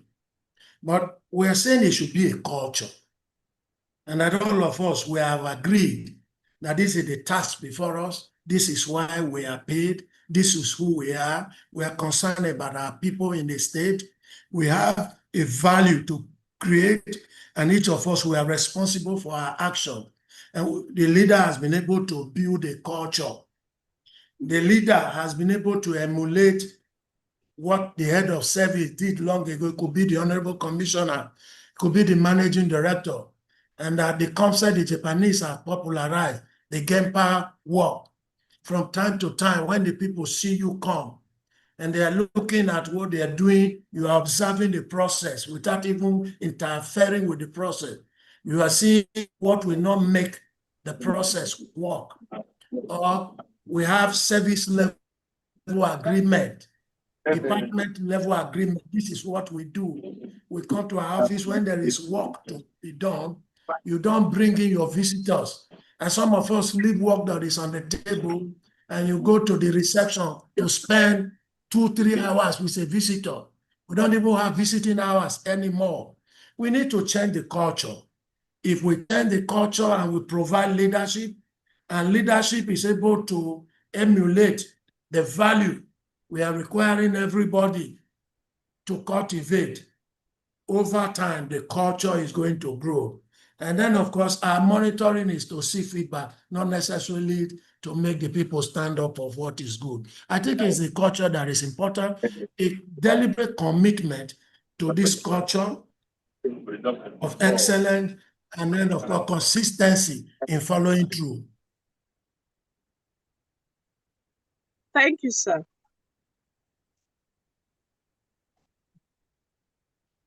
We have we're expecting more questions from our staff. It appears we are also comfortable with the lecture today.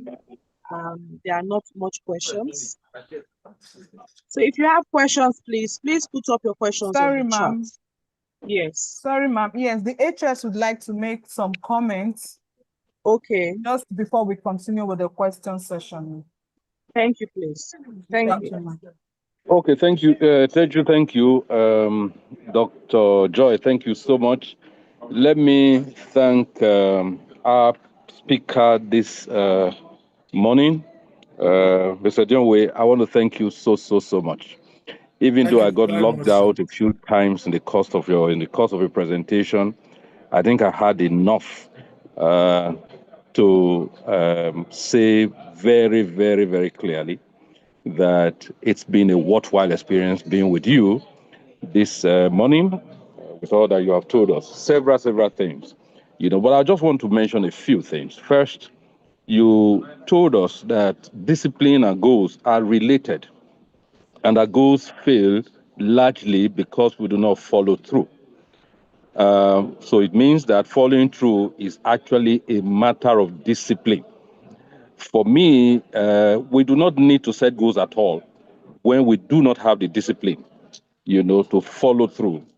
For me, and I've said this once or twice in the past, if the civil service is the engine of government, some people say the engine room, and I've often said that where you have an engine room, there may be no engine. So I prefer to use the engine of government rather than the engine room of government. So if the civil service is the engine of government, then I would liken discipline to the connecting rod of that engine. What does the connecting rod do?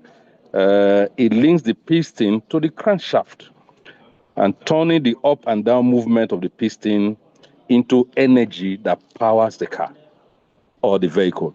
So it's the same thing it does in the engine of government. Discipline is actually what powers the engine of government. Without it, organizational goals will not be achievable.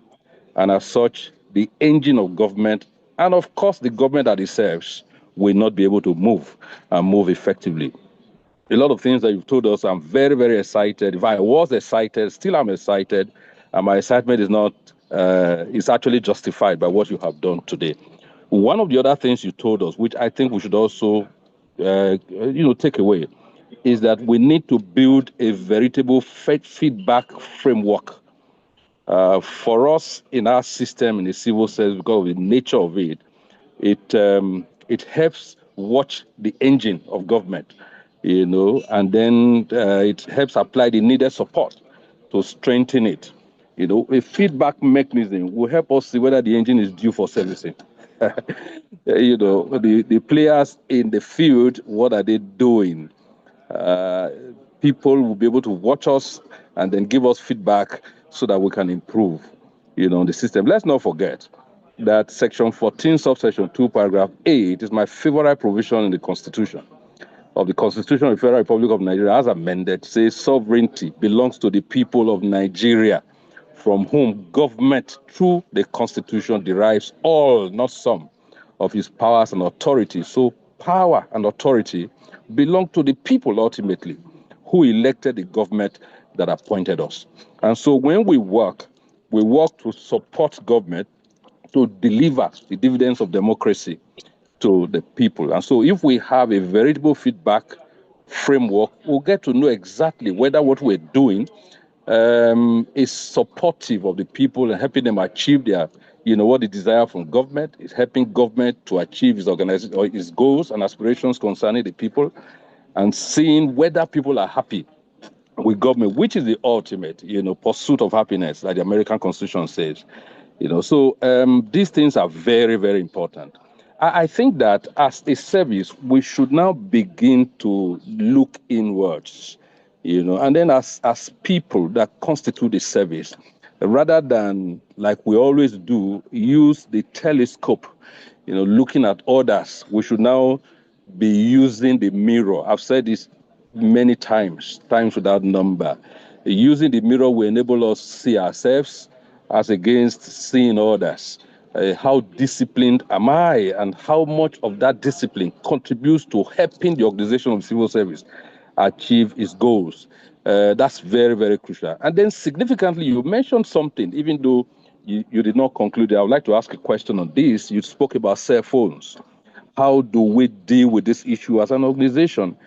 People come to the office and they're there with their cell phones. For me, I've had an experience. When I was doing my book, I decided to put away my cell phone for many days during the concluding parts of that work, because I just realized that every day I'm spending 4 or 5 hours on social media, being unproductive. So I put it away. But that's what happens every day in our workspaces. We have people who spend the whole time on their phones, even though they are supposed to be working. So at the end of the day, how many hours do you spend of the hours between 8 and 4? How many of those hours do you spend doing government work? And do you really think at the end of the month that you deserve your pay? So how do we deal with this? I know that the GIS did something, when we're going around, like you said, I'll come to that later. The GIS told us that, I don't know if they're still doing it, for their workers, once you come to work, you drop your phone outside. There are times when it's, like you also said, there's a need, for instance, to look at, visiting hours, the break. What is the break time? Can we not use all of that time to now look at social media and then connect people by telephone? Do we use office hours to do that? So that's something I'd like you to speak on a bit, so that we can know, because we're at the verge of actually deciding on whether or not we'll continue the way we have been or go the way the GIS has done it by, telling our workers, put your phone aside until it is time for you to go on break. You also mentioned something about rewarding excellence, but not just that. You also spoke about rewarding, quote and unquote, misconduct. I'm sure that you're talking about, sanctions. I would like you to throw a bit more light on that. And then one of the things you mentioned, is the issue of poor time management strategy that is prevalent, not just in our service, but also in services across the nation at the federal service, something that we've devoted a lot of time to at the national level, trying to deal with. I've also devoted a bit of time to it, or space to it in my book. So how much of that are we doing right now? Should we be doing a lot more? Are we going in the wrong direction? We're part of this system, so you saw it work out. So what do we need to do differently? Okay, we are thinking in the direction of introducing what we call the clock in, clock out device, and extending that to all the agencies, all the ministries agencies of government. How do you think that? What do you think? How much of that do you think would help us deal with this issue of poor time management? Okay, thank you very much. You mentioned the issue of ward round and wondered whether it was the proper nomenclature. Let me just give you a bit of why we did what we did. We were introducing e-governance, and many of our people could not use the computer. And of course, you know that being able to use the computer and apply it is the basis of e-governance. And so we felt that we should do what the doctors do when they do ward round, going to check. After we introduce the governance, checking what is happening to patients. Are they doing well? Are they doing well? What should be done? Should the medication be changed and all of that? So that was what, gave us the idea of ward round. It was my coinage, at the start of that program. Perhaps now that nomenclature has outlived its usefulness, we may have to take a look at it and probably change it. But I just wanted to let you know that it was a child of necessity. But the whole thing about it is, like you said, being able to feel the pulse of the people. And I think also that permanent secretaries should do the same, commissioners should do the same. Go around your ministry, departments and agencies, your departments, and then see what is going on. Relate with people. And we've seen that people talk to us when we do this. When we go to them, they feel very free. We don't call them to come, we go to them. And so that gives them, we talk to them in their comfort zones, and they're able to talk to us about their work and what their difficulties and challenges that they're having, and we're able to help. But it's not just about ward round. We also have, which I'm sure, because you reviewed my book, what we call assizes. We have not deployed it as much as we want to. In few ministries, we're able to do that. For those of us who are lawyers here, assizes, product of medieval Europe, where judges in a division go to, in the state, for instance, go to a particular division, all of them, including the chief judge, and then they deal with all the cases that are pending. So whereas a single judge is dealing with 20 cases, when the judges come, they share those 20 cases. And in a matter of days, they have dealt with all of them. Instead of the judge being alone and doing all those cases for 20 years or more. So it helps, grow and develop the system. That's one of the things that we're also trying to do. Another initiative, and these initiatives are novel in the history of public service administration in this country. We are developing them a lot more. Well, so I don't talk too much, but I like to also mention that you mentioned citizen satisfaction, and that discipline helps in, citizen satisfaction. Let's not forget that we are the eye of government, and we are the, how do I put it now? We are the pulse of government. So citizens engage with us and then get to know how government is feeling. And in the same manner, conversely, government, uses us to engage with the citizens and get to know what citizens are feeling about government. So we must understand that we must play that role. Discipline is crucial, for us to succeed. Finally, you mentioned that we must now move away from discipline as a punishment or sanction to discipline in the light of performance enablement. That for me is proactive. And I am one of those who believe that rather than punish, yes, there's a need to punish, apply sanction, there's a need to apply sanction where there are infractions, but you must ensure that you enable people to work. And so if you're giving them all the enablement that they need to work and they still fail to do so, then you have justification, to punish them. So I agree with you that it's important that we look at discipline from this angle of enabling people to work rather than going after them as some kind of sanction. So once again, I want to thank you, sir. I'm not surprised. May God bless you. I'm very, very grateful. Thank you. Thank you, everyone. Thank you, sir. Thank you, dignitaries. Okay. Let me quickly respond. I think it has to be part of our culture. We should not have a general rollout on the use of cell phone. It should be MDA specific. The Honorable Commissioner, the Permanent Secretary should be able to sit down with all the staff and begin to emphasize the need to be productive. And at least you come to an office, it should be seen that you have put up 50% in a day of what was the expected activity or role. However, the challenge is we left it out again. We did work processes.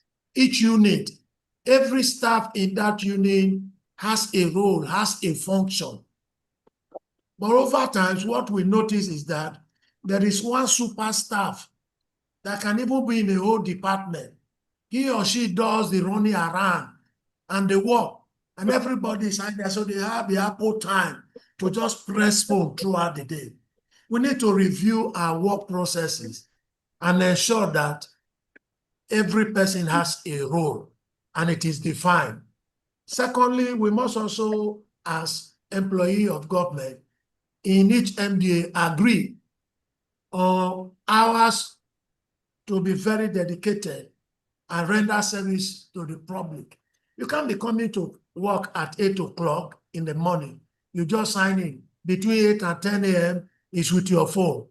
That can be done anywhere.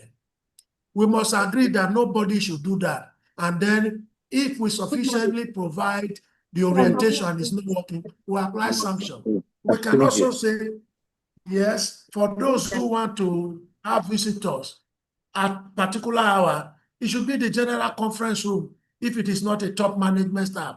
Rather than leave the work aside on your table, your visitor is there, or the public who want the services, they are waiting there, and then you are attending to your visitor, laughing for another 10 minutes, 30 minutes, 1 hour.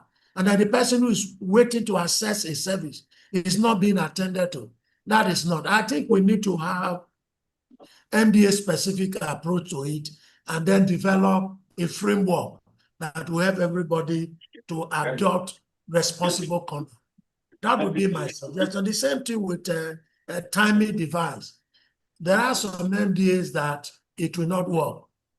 In Ministry of Health, where the staff come in and go out, and somebody knows that my role is to come out, go out, and because there's a timing device, I do it at 8 a.m. I just do my own, do freelancing until it is 4 p.m., come into club. Again, the culture has to be there. And this is why we're doing it. And we all subscribe to it. If we all become monitors of the exercise, and then we will make it work. Because there are issues that are tied to our level of development that we must not discountenance. For example, the public transportation system, how efficient and effective it is. A particular staff who is devoted to his work may have left home as early as 6 a.m. Over time, 9 a.m. is still not in the office, but should it be a regular occurrence? Is a staff noted for coming to work at 10 a.m. every day? Should that be excusable? Or there are times where we have natural occurrences where you live, it rained heavily, and nobody could cross the pool of water that the flood occasion. Such we can understand. But if we all sit down to create a system and a response framework that serve our interest, and it will enable us to work, and then we become the monitor and the coordinator of the process for us. For citizen engagement,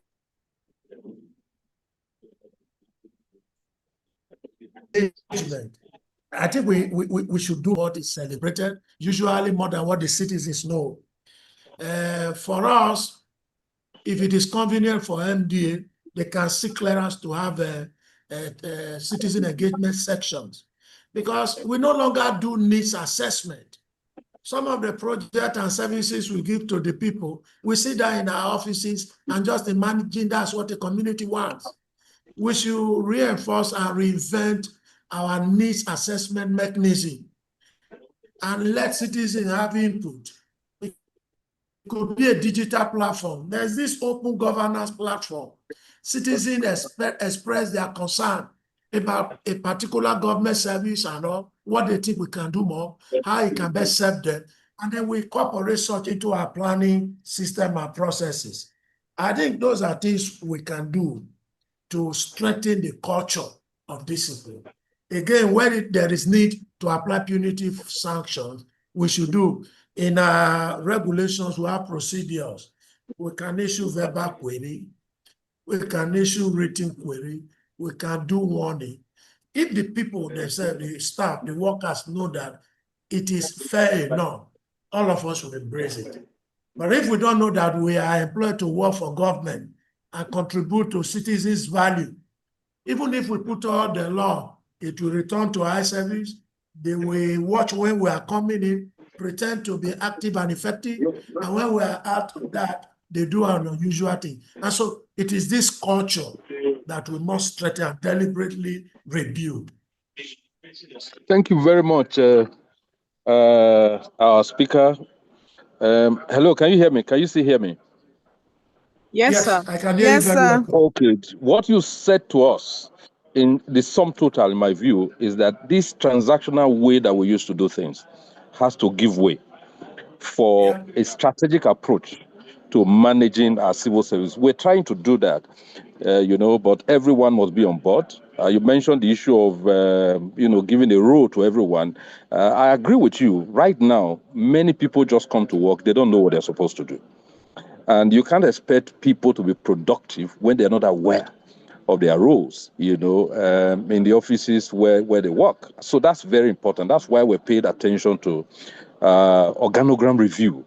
And right now we have made it more prominent. We have added this responsibility with the approval of the governor to transformation. So the issue of organogram review, and in fact, right now, I hope he's on board, Dr. Sage. We're beginning to develop the matrix, and we're also beginning to look at how we can, go around and then, let our people know about this. We know about organogram review, but we haven't done it in a whole of the system way, a whole of service. We haven't used the whole of service approach, to deal with it, and that's what we're going to be doing now. So once again, I want to thank you, Mr. Edionwe.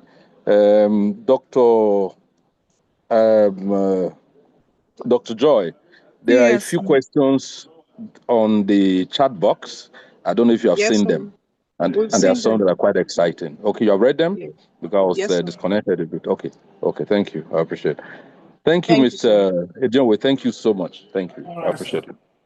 Okay, so we have some questions there. There is one on the culture of seniority in the service. The officer has observed that seniority is based on resumption. So how do we appraise a staff's performance without providing clear tasks at the beginning of the year? That's the second question. I have just lumped two questions together. The first has to do with resumption based on seniority. And the staff wants to know, how do we improve a system where everyone knows or believes that it is based on seniority that people get promoted? And at the end of the day, most people are not recognized for self-improvement. And the second question had to do with providing clear tasks for performance management. Thank you. I think the observation is quite right. The service we inherited is that, I mentioned it in passing, at the end of the year, at times we may not even do performance evaluation. It's accumulated. The APA of, if you check now, if we're still using APA, some persons are trying to sign their APA for 2024, 25, and looking for who was the supervisor in that period. And so if you have done 3 years, if you have done 4 years, all of us will just complain, let my people go. Fair enough. But I think we also need to incentivize recognition more. That's what that staff is talking about. The most senior person in a particular unit or department technically may not be productive. I had a case like that in one of the ministry I said. The person who was shouldering all the work, then, a lady, very effective, was a level 8 officer at that time. And she does all the job for level 12, 14, and all. Even though at the end of the period, we're able to recognize such officer the best officer of the year. And we also writing to government, those who were the best staff of their year in their various MDA, what is the reward system? We used to have a reward system that say they earn automatic promotion. There are cash rewards, such recognition, such letters, such commendation, and that we need to do it. So that even if seniority is still a basics of recognition, system, promotion, but those who do excellent services and are committed to their skill are rewarded within the system, either by their respective MDA or periodically the entire system. It should translate. For example, why can't we have it in our review? If you consistently are the best staff of the year for 2 consecutive seasons or year in your MDA, you earn an automatic promotion. It should be there. It should encourage people to strive for excellence. That should be there. Appraiser, with the use of EGOV, we're translating approval and assessment beyond the one we do periodically, because we're able to break down processes into units and every person know where you are. If I forward a mail to you, you're going to work on it. If you didn't do your work, the system will flag it.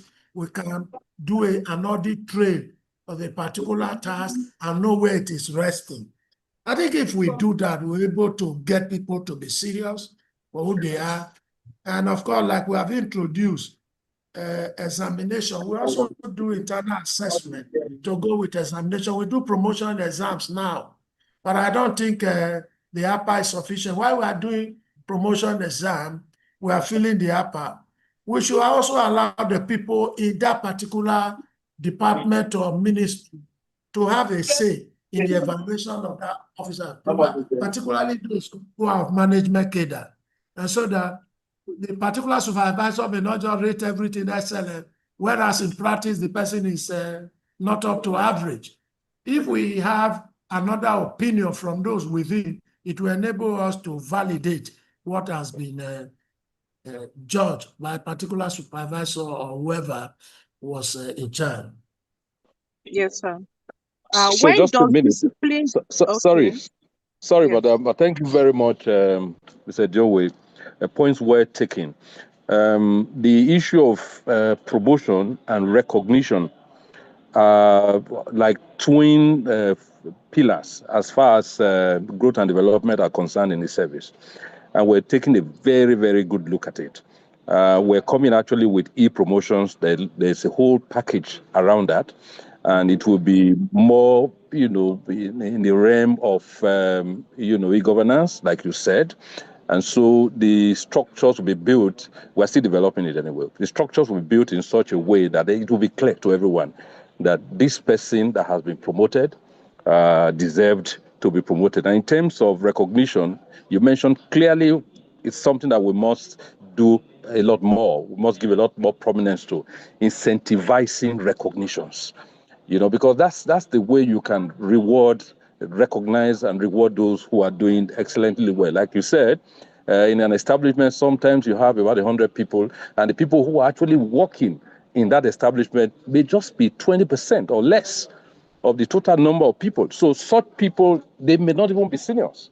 And so you need to have a system where they are recognized and they are rewarded, even if it's just a handshake. What we have been doing is to encourage our people. We do it in our office to encourage our people to do what we call staff of the month, end of month program. It doesn't have to be expensive. The reward doesn't have to be huge. I have been rewarded with a handshake before, and that reward, gave me a lot of fillip, to do a lot more. So all the MDAs must now key into it. What I did the last time was to ensure that we gave copies of our book to those who emerged as best officers in certain MDAs and to encourage other MDAs, to follow. You talked about internal assessment. Again, that is crucial. It's not for just one or two persons to sit down and determine, John was the best staff of the year, and as such, at the end of the day, is giving a double promotion. What is the say of others who work with John, whether at intermediate level, lower level, or at higher levels? What is their say in John being the best staff of the year? So those are things that we need to look at. I'm very glad that you have identified them. It's something that we'll take home and then be able to work on a lot more effectively. Thank you very much. HOS, I think we also need to include, I know we've been having that too, we need to have annual public service week and ask that it be sustained. Maybe during that service we can do recognition at a larger scale. And if you are, even if it is an ordinary handshake at that level, and that you are recognized from your MDA, it is a lot more motivating than what we do within our offices. I think we should try whatever I can, work with the political authority to see how they support us to have annual public service week celebrated as our own. Yes, as a matter of fact, Mr. Joe, thank you. We have gone beyond that. We have also now made it a matter of the rules. Dr. Joy will tell you, we worked on this together, to ensure that there are provisions in our new rules. Now, even though we are still awaiting approval for these new rules, that now make recognitions rule-based. There's a provision that says that we must have the public service week every year. And within that week, we must have a day dedicated for rewarding people who have done excellently, whether in terms of hard work or in terms of ethical conduct, because we felt that that's also important in this era of anti-corruption, which we want to call accountability and integrity. It's important that when somebody has done something ethically sound, we reward him. So it's not just, it works well, he comes to the office as early as possible, and he doesn't leave until, and then he performs well, but ethically, where is he? So in addition to rewarding hard work, we're also rewarding ethical conduct. And we're doing that now rule-based, not, by the rule of the tomb, but by provisions in the rules that we must now comply with. We haven't done the first one. We're hoping that this year we'll be able to do it. We've drawn up the memo for it. And by the grace of God, we'll soon present it. Mr. Governor is keen on helping us achieve our objectives to strengthen the civil service so that he can deliver on the Shine agenda, and very readily, I'm very, very confident he will give approval to it. Thank you very much. Thank you, sir. Sir, I would like to find out there's a question on when does discipline become oppressive or abusive?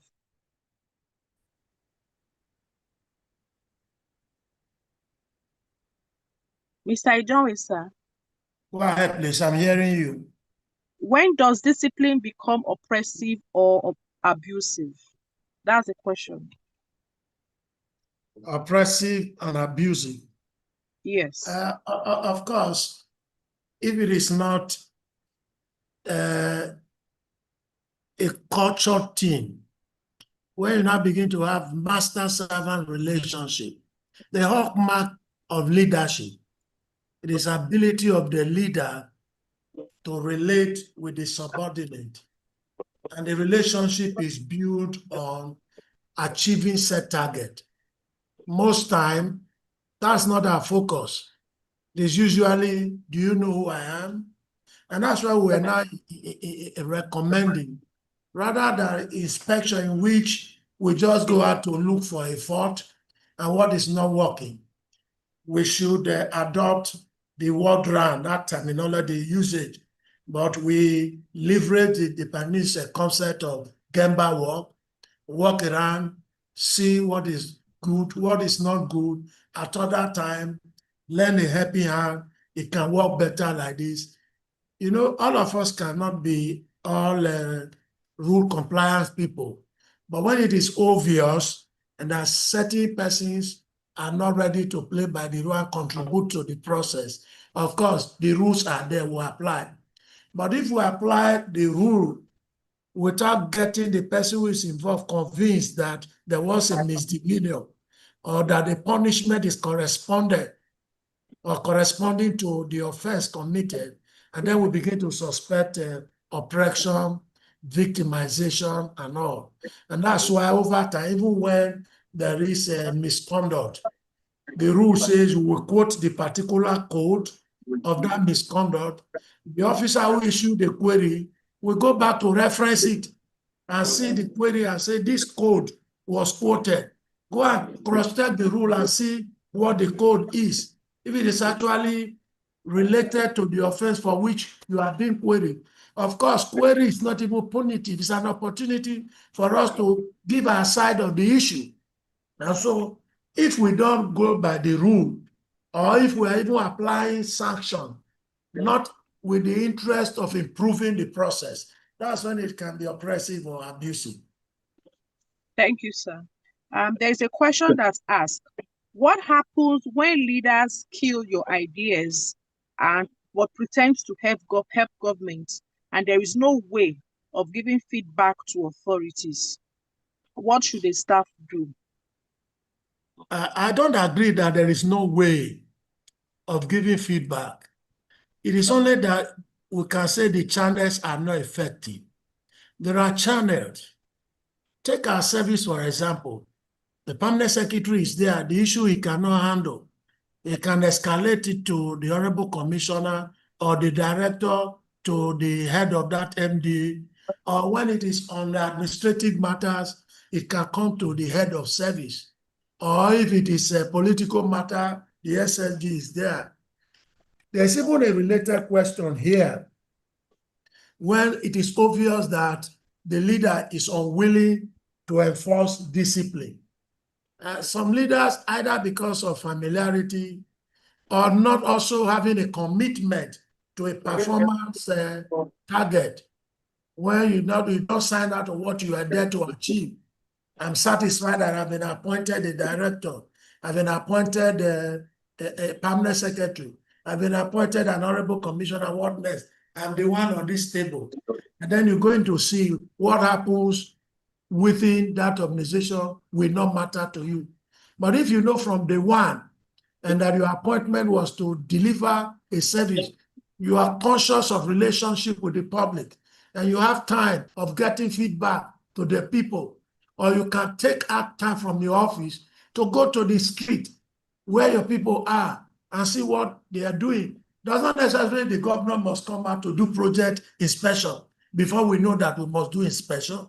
It should be part of our activity and schedule.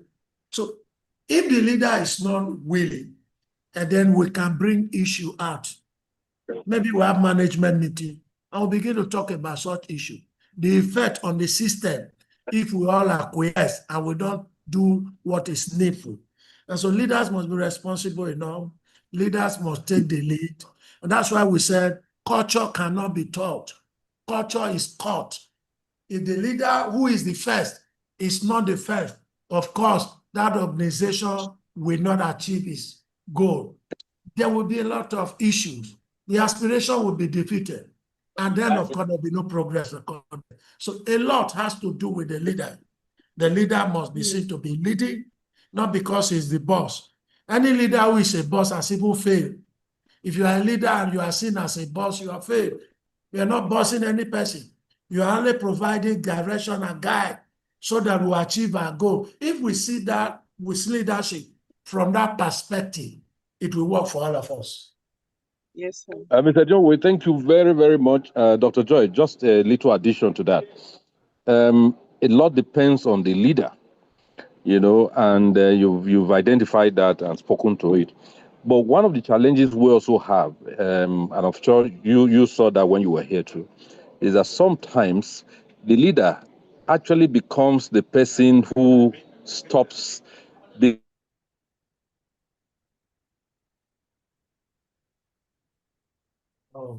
Your network is challenged, sir. And sometimes when there's a complaint, it's actually against that. Are you sure? Is this one? Hello? Yes, Yes, sir. We lost you at a point, sir. We lost you. Okay.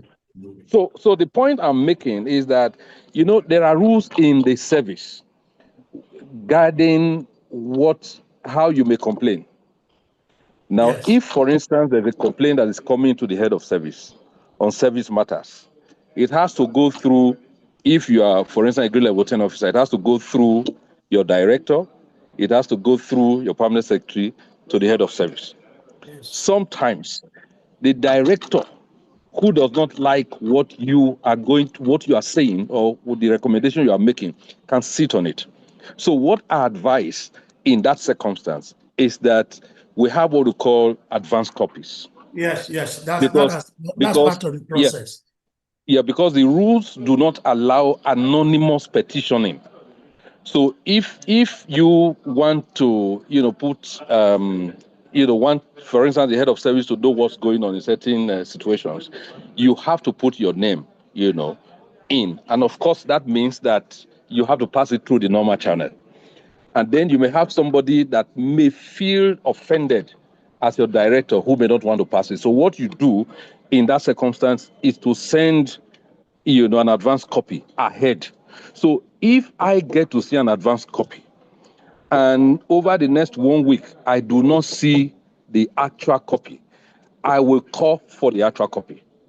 You would have informed me in advance that this is what is coming.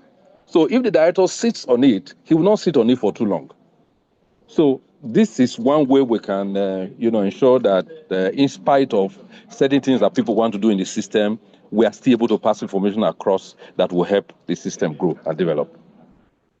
Thank you. Thank you, sir. I think that is legitimate in our systems, acceptable. Because even in the copy given to the person in charge, it is written underneath those who have been copied. In the same protest or petition or whatever is written, it is there stated there that it is copied the head of service, so that the officer will know that this book will not stop on his or her table. Okay, I would like to add, sir, HOS, sir, the whistleblowing policy that they are trying to implement at the federal level looks at situations where officers can drop messages in a suggestion box that can be attended to in such a way that it becomes investigative in nature, not necessarily a direct complaint, but opens the eyes of the service to certain things that cannot be directly reported. So perhaps that could also be an additional alternative. I agree with you. But again, we need to rework our rules, and PSHRO, I'm sure she's here, because, the rules are a living document. Once you have a law, for instance, the Freedom of Information Law or Information Act that is in operation, the rules, when they go against the act, cannot survive. So in a situation where you have the rules saying that, there should be no anonymity when it comes to giving information out, for me, that contravenes, the spirit and intent of the provisions in the Freedom of Information Act that talk about having to, get information across and all of that, citizens having access to information and all of that. So we need to look at our body of rules again to ensure that they are in sync with our constitution, they are in sync with our laws and acts of the National Assembly, so that we don't run foul of those laws. So I agree with you that it's something that we must do, but we must make our rules in sync, bring our rules in sync, or become consistent to those provisions. I think in addition, sir, we should also leverage technology in creating a Dropbox, because if you have a Dropbox that is technology driven, the source of the device from which it is coming and the registration are all traceable. Unlike the manual, anybody can go anywhere to drop any paper in the name of any person. If we leverage technology, it will work better. Yes, sir. Absolutely. Okay, we have more questions. Someone has asked, what if achieving goals is being frustrated unknowingly by forces beyond you? What do you do? Forces beyond. I hope you're not talking about village people. No, the forces beyond us is too nebulous or too vague for us to address. What do you mean by forces beyond? If you have a specific task you must perform, and then you also have a reporting line, and if the next person you report to is not ready to carry forward what you have contributed, there is also the next superior person who must oversee and supervise the process. And so forces beyond you, at times, yes, there could be interest that is beyond the office. We will situate them within our rules and what is tolerable.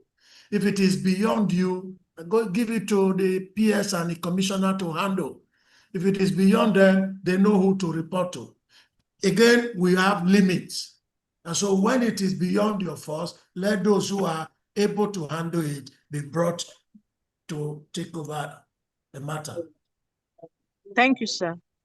Sir, in a tertiary institution setting where administrative officers strive to uphold procedural discipline and strict SLAs, how do we bridge the execution gap when interdepartmental dependencies and approval bottlenecks delay document routing beyond our control?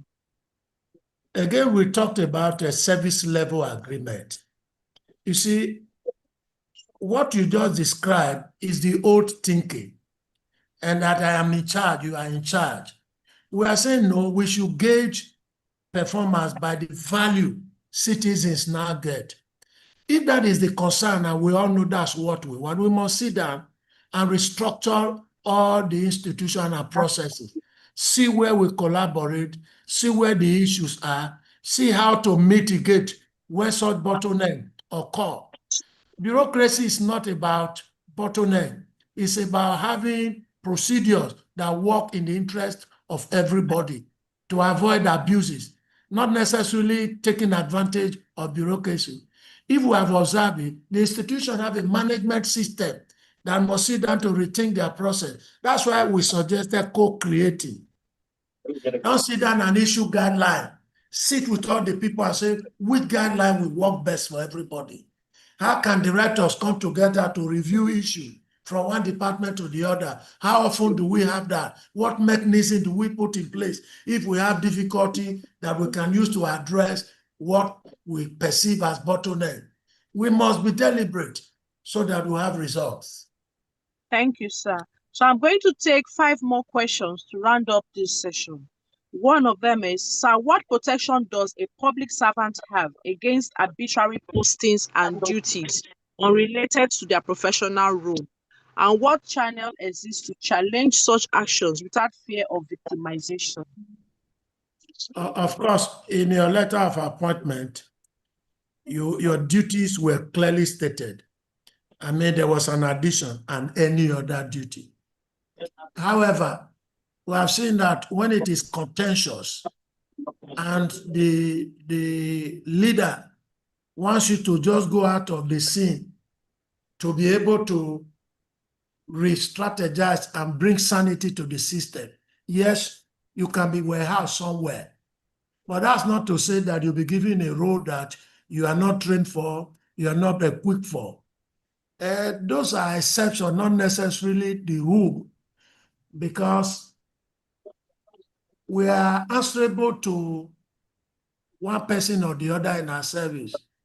If His Excellency Mr. Governor asks that a particular permanent secretary be posted to a particular unit, of course, every other person, they have little or none, excepting the governor himself requests for advice and opinion on what will work best in that circumstance. And so we'll have it. They are more of exception than the rule. But when it comes, we need to know that the system is not perfect and that there are certain developments that must be accommodated in the interest of everybody. Okay, just to add to what you said, sir. Yes. Sorry. Yes, this is a very, very contentious issue. And we have had some people posted, out of areas where they comfortably work or where they were appointed into or where their credentials fit them into. And that has been, for most of the time, a very difficult decision to take. But like you said, sir, sometimes there's a need to restore sanity to a particular ministry or department. So we accede to such requests to post those people out. But again, we have also seen from our experience that posting in some cases has been a matter of settling scores or just getting people out of the way, so that perhaps those things that they were talking about repeatedly, so that they're not able to talk about those things anymore. So what we are trying to do is to create a counseling unit as part of our reform project in the civil service in HRO. So if you are posted to a place where you feel that you're like fish out of water, but like Mr. John always said, you can be posted anywhere. But if you cannot be productive in the place where you have been posted to, we are setting up the counseling unit so that you can go there and talk to them. And we're also empowering that unit to make all the recommendations that they need to make to ensure that you are happy working, because in reality, a happy worker, is a worker that is productive. And if for any reason you cannot be happy where you're working, your productivity will simmer down, will get a dip. So it's important that we address that. And we're institutionally addressing it. Like what I've said, we're creating that department. And hopefully you'll get to know very soon how that department will work and what benefits it will have and the impact it will have on the system. Thank you. Thank you, sir. How do we separate general discipline from project-specific discipline? That person needs to be explicit and clearer. When you say project-specific discipline, what does the person have in mind? When you said MDA, you are not delivering on task, or your supervision for those who are in technical field. And so if you are not able to give the value that is recommended, or you renege, or you compromise, what exactly are we looking at? Okay, I'm going to take this last question because the answers so far have answered some of the sorry, questions. Dr. Joy. Yes, sir. That last question for the officer who asked that question, please see us outside of this platform so that we can find out exactly what you want to ask and then convey it to the speaker who will respond after. Okay. Sir, there's a question that says, is discipline more important than motivation? And that will be the last. Discipline itself is motivation. And that you are creating value, you are making contribution, you are recognized, you are being acknowledged, your role is important, and we are counting on you. It's enough motivation. You see, motivation can be extrinsic and intrinsic. If we don't separate them, we're looking at what is extrinsic. Oh, I got my promotion. Oh, I was rewarded. No. If you see people around you are satisfied with the service you are rendering, or a particular MDA is being commended by the public, this news media, and they are doing well, and you know that you are either the carburetor or the crankshaft of that engine, or you are motivated to go back and say, I need to put in more effort. And so that the public will know that, yes, we're service-oriented. That is a form of motivation itself. However, the other aspect, the restricted type of motivation, is also not ruled out. It can also be used in conjunction with discipline.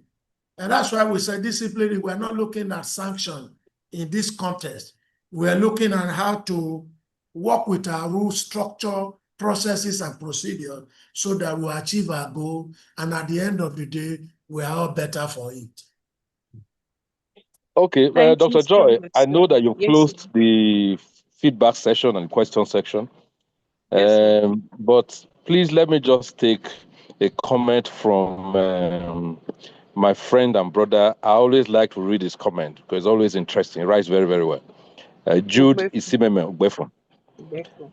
Socio-economic encumbrances and lack of motivation can possibly erode innate personal discipline vis-a-vis the timeless nature and nurture knock-on effects.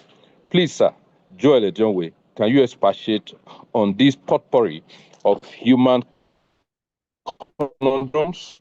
Okay, I think that will be the last question, Mr. Ejonwe. And then to also say, we are really very sorry we're taking nearly 1 hour more. Maybe that too is indiscipline. going forward, we'll try and be a lot more disciplined. So thank you very much. So you can take that question and we'll close the session. Okay. I agree with the framing of that comment. Now, we are working in an environment, we have an external environment. Even though we work for government, what happens in a larger society, we are not excluded from it. And so when we begin to struggle with personal need, personal care, personal improvement, and as humans, they have a way of affecting our productivity. And so that's why from time to time, the leader must go beyond the rule to take a walk and see what is affecting particular officer, particular office, what we can do in the immediate. For example, we just have a staff who does not have a car, but has been able to just secure maybe 2-bedroom or 1-bedroom flat of his own that he has packed into at the outskirts of the town.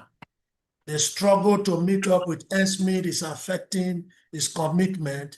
Yes, we can counsel, and whatever we can do to realign that officer with the goal of his office, of his schedule, we need to do that.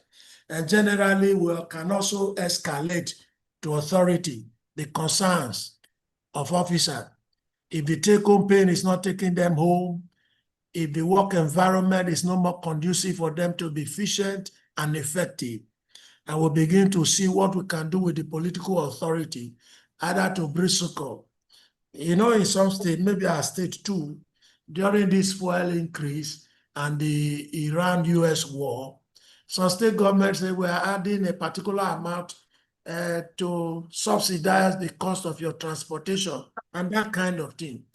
It may not be the state government. An MDA can sit there and say, within our limited resources, what can we do for these feed officers who of necessity must go out in a week, 2 or 3 times a week, and no vehicle is provided, for example, and we're not expecting them to use their meager salary to begin to run the structure of government. What can we do to make them effective and deliver? And so we need to rethink the whole process and think outside the box. Where it is within our means to, where we need to take it further, we do. The important thing is that we are concerned and we're providing solution to every perceived obstacle, problem, or bottleneck.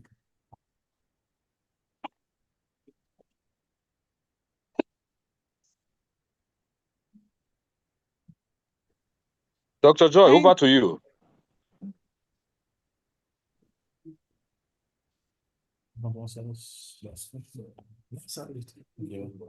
Hello. Yes, ma'am.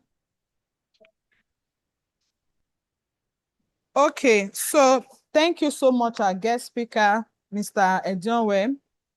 Thank you to our head of service, and thank you to PS Joy Ahigbe. So right away, I'll invite the permanent secretary, the Directorate of Corporate Change, Communication and Performance Management, Dr. Peter Osaige, for the closing remarks. Thank you.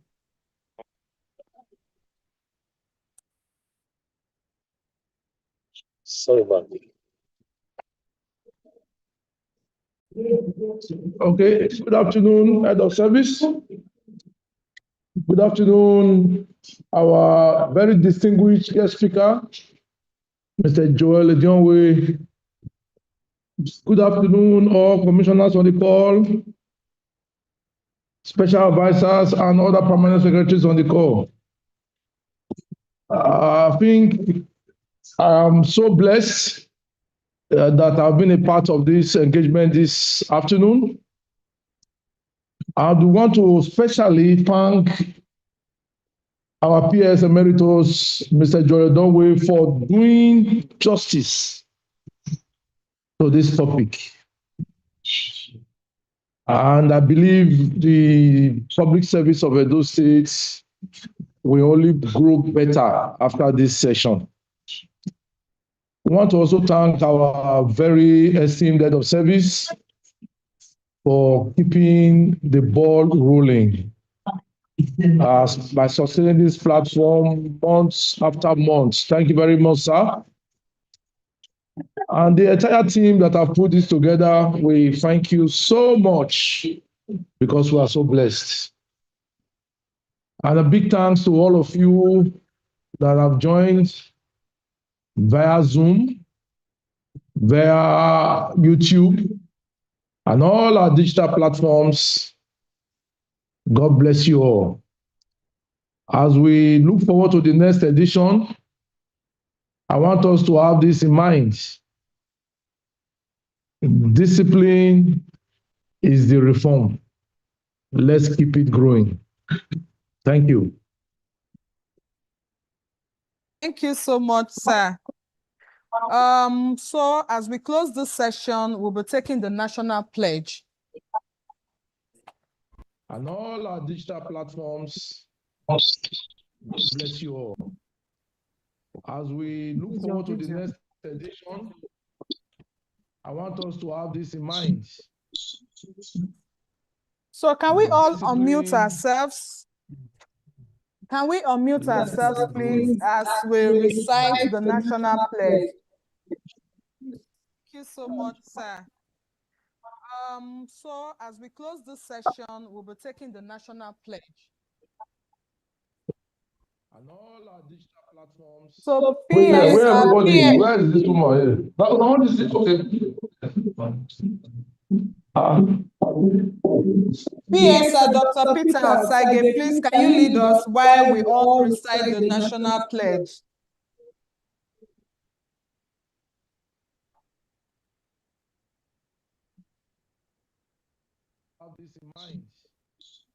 Hello, sir. So can we all unmute ourselves? Can we unmute ourselves, please, as we recite the national pledge? Teju, please unmute. Let the technical team unmute everyone. So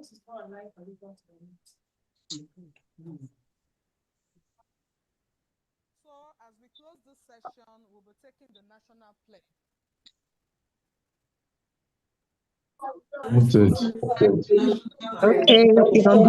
Okay, so Dr. Peter Osage, please can you lead us in reciting the national pledge while others join? Okay, we'll just recite it. O God of all creation, grant this our one request. Help us to build a nation where no man is oppressed. Nigeria may Thank you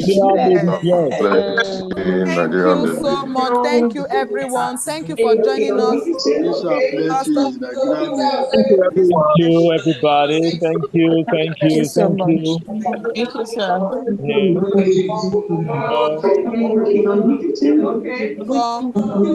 The wonderful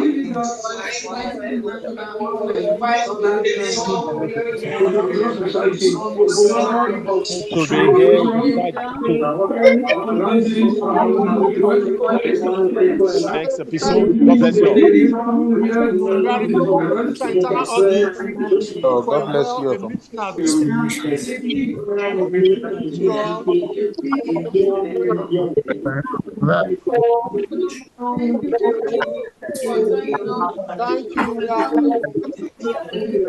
you.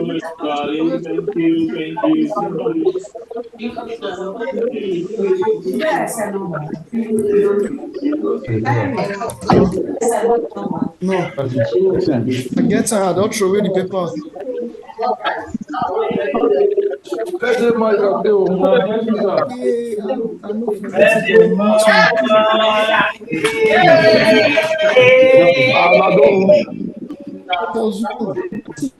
Zoom.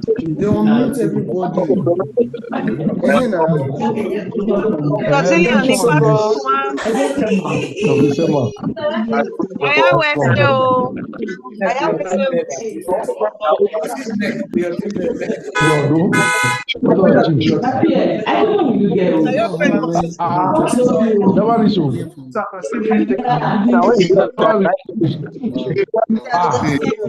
Want to do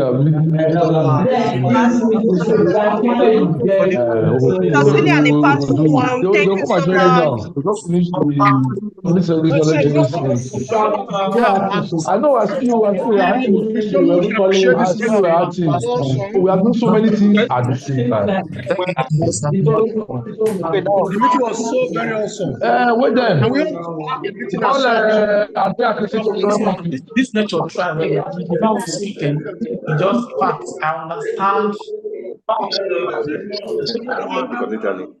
Man, it's very good. Was very.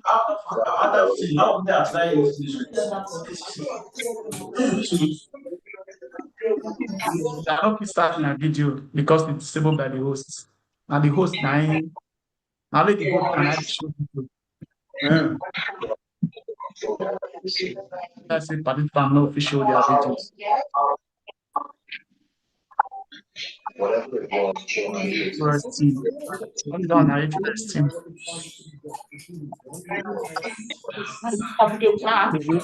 That's fast. Thank you.